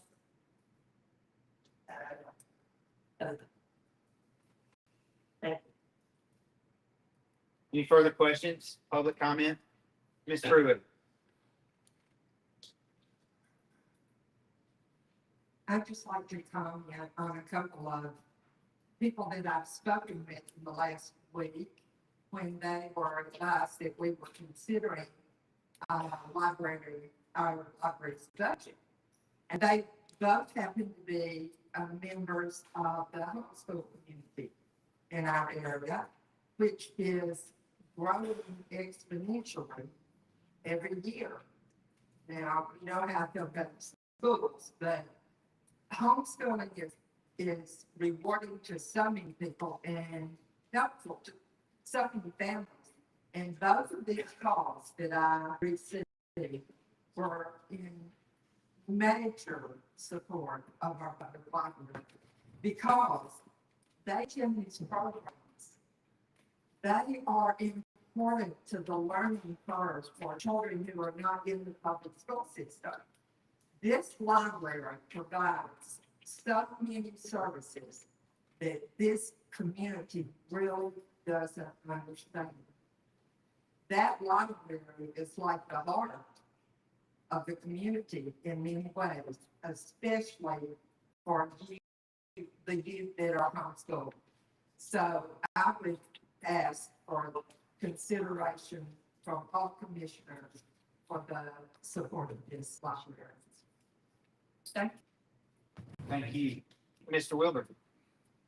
Being as all of, I'd like to tell you a little bit about Minor Hill Library. Mary Bennett, she does a great job. She has story time, gets all classes. She also has free Wi-Fi for people that don't have Wi-Fi, they can pull up in the parking lot and have it. That is provided through like electric, but they don't have but they have to have a place to go. And another thing, we added a driver's license renewal station in there.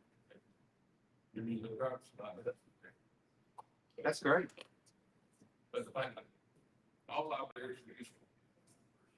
Well, and it just seems that the more the time goes on, the more that they do, the more things they can provide to the community. It's got the. And I would like to add, Please. we have a lot of homeschoolers there, and they use that down here a lot. Computers and everything associated with it. Yeah.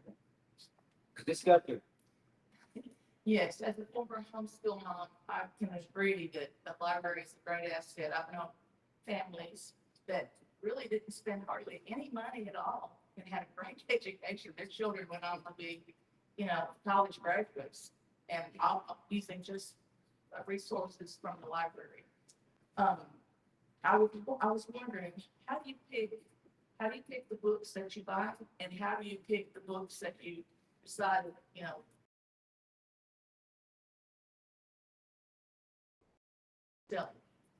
So as far as the, Oh, sorry. the book, as far as the books that are being purchased, they go through a selection process looking for, we'll look at authors that are being selected. You look at your best-selling authors, like something that James Patterson or on a New York Times bestseller list, or points of contact. This particular publisher says or there's also some documents and publications that are not that will say this is going to do next to the thing. There is also something we said for following legal trends that come through.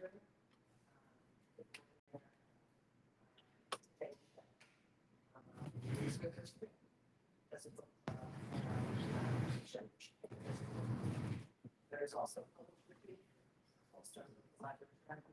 There's also your bestseller. There's also your engagement box that says, what's that about? Or the next little child says, do you have the coolest stuff in? There's a lot of things as far as selection process. Several staff will be self-included. I read as well. And what I would say is this part of the purchasing is it right for the collection. And then there will be a decision made. And then there will be a decision made as far as what funds to purchase it with. Because we have funds that are from the state or funds that are already those are typically memorial funds. Which are issues those. So it's through an approval process. So to your question. Yes. Yeah. Yes, partially, but, and it's improved since I've said, brought it to your attention. But, at one time it was really, the books were really, there wasn't a whole lot of conservative political thought, in that you could check out or anything. Is there an active, are you actively trying to find more balance? We are trying to balance. It's good. Anything else? Mr. Jones? Yeah, when a nonprofit walks in and says, we raised $200,000 on their own, sounds pretty good, all like that. Lets us know they're not just sit back and wait, kind of fund receipts. I like to put that out. I agree with that perspective. Ms. Goolsby? I also want to point out that they did get that grant, and grants will not be available to this notice without public assistance. That is their first question they get asked. When you see grant people usually look at that like you're not for funding.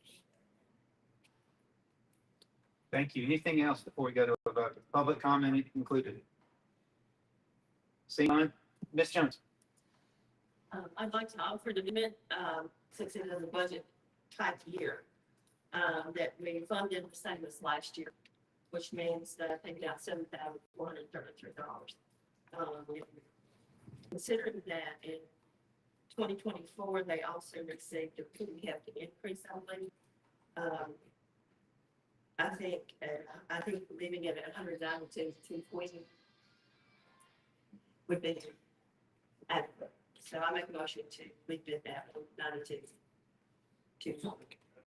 All right, so we have a motion by Ms. Jones, second by Mr. Hopkins to reduce the 4% increase. Mrs. Curry. Sorry, Ms. Curry. From what I remember of the before increase, that was raises for people who did not have raises in a decade in some cases. So. And I'll also point out, I mean, these are folks with advanced degrees working for, I don't know the hourly rate, what it breaks down to, but they're doing it for the love of the job, for the educational community contribution that they're making. I'll admit my bias. I love the library, and I'm going to vote for this. Well, I'll vote against the decrease, but we'll take that motion up first since it's the amendment. So we've had a motion and second. Any further comment on the motion? We'll go to a roll call vote on the motion to decrease. Everybody clear on the motion? Second. Decrease. I seconded that. Mr. Hopkins. All right. David, can I say? Yes, please, Mr. Jones. Go along with the budget, and things we said on the $7,000 decrease. I would probably have to go with Gail on that. If we had a balanced budget, hopefully we will have back to this for efficiencies. Thank you. Thank you. Anything else? All right, go to roll call vote. This is for the decrease. This is not to approve the budget as right. It's simply on the decrease, and then we'll go on. Then we'll vote on the rest, the budget as a whole. Oh, so she just. Dr. Laker. Yes. Mr. Jones. Yes. Mr. Adams. No. All right. Mr. Hopkins. Yeah. Just, hold on. Hold on, just. Budget.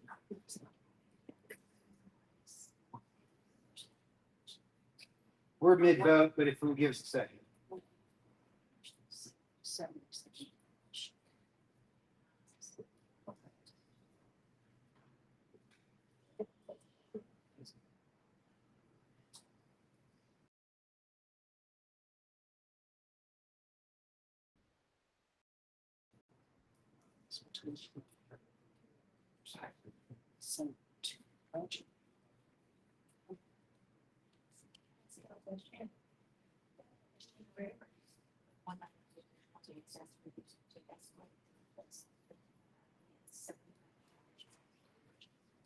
Ms. Jones, we want to ask for clarity on your motion. The 190. It's the same as last time, but I'm talking about the, well, it could apply to all the libraries. But the only one asking for an increase is.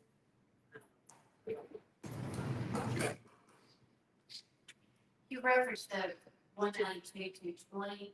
So your last year number, but the 192, 220 is with the increase. So what they received last year was 184, 787. Okay, I wrote down 184, what? 787. Thank you, Ben. So that's the motion I would make. Get the same as last. That's the motion. Right, they get the same as last year, which you've just given us the figures of 184, 787. And I'll say that when the library had separate totals, It was a lot easier to follow. Thank you. Mr. Adams, I know if you want to change your vote. Yes, sir. Okay, we're just gonna do it again. Dr. Lakewood. I'll change my vote. All right, we'll take it from the top. All right. A yes is to reduce to last year's amount. A no is to not reduce. Dr. Lakewood. No. Mr. Jones. Yes. Mr. Adams. Yes. Mr. Hopkins. Yes. Ms. Jones. Aye. I'll vote no. Ms. Goolsby. No. Okay, so that reduction passed 4-3. So now we're looking at the budget of last year's number. I know what it was, 184. And keeping in mind, this is not including Campbellsville Library. I imagine we need to take that up in the tier 2 nonprofits, since they didn't make the deadline for tier 1. So the new budget that we're voting on based on the motion that just passed is 194,031. $194,031. Motion approved. Motion to approve by Mr. Jones. Second by Ms. Goolsby. Further talk. Ms. Alberry. What is the amount? Because the last it said it was 184,787, and now you've given a dollar. Would you speak up, please? Okay, it was so 192,000, and it went down to 184,787, and now you're giving another amount. So what is the amount that you're voting on right now? 300. The one before. The number I just stated was $194,031. Okay, because we have 3 libraries combined less of last year, what you're looking at, we have Townsville. So 184,787 is Pulaski. 4,990 would be Ardmore, which is the same as last year. 4,254 is Monterey Hill, and that is the same as last year. So the number now would be $194,031, which should be the exact difference from what we budgeted last year, less Campbellsville, which is 1,600, which is 1,600. I misspoke earlier when I said just 1,400. It was 1,600 with what Campbellsville Library was.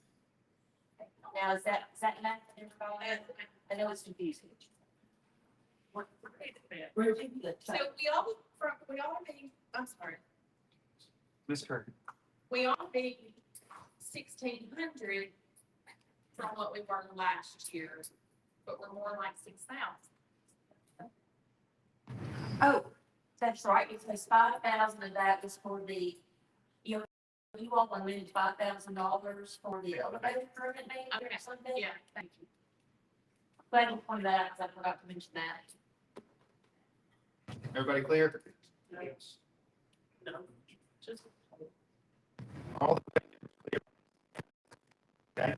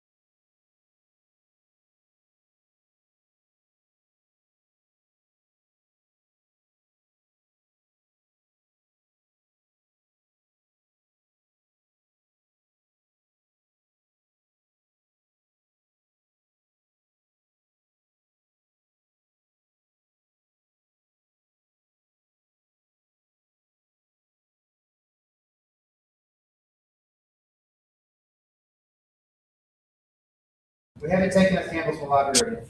Right, so there was $1,600 in last year's budget, y'all approved that, the calendar. That is not in the 194. It is not at all. Any other question? Mr. Jones? Yep. You take the 200, about 5,000 elevator. We, and then 1,600, that's what we spent down to like 194, would that be right? That's my understanding, yes. All right, we've had a lot of good talk today. Thanks, everybody.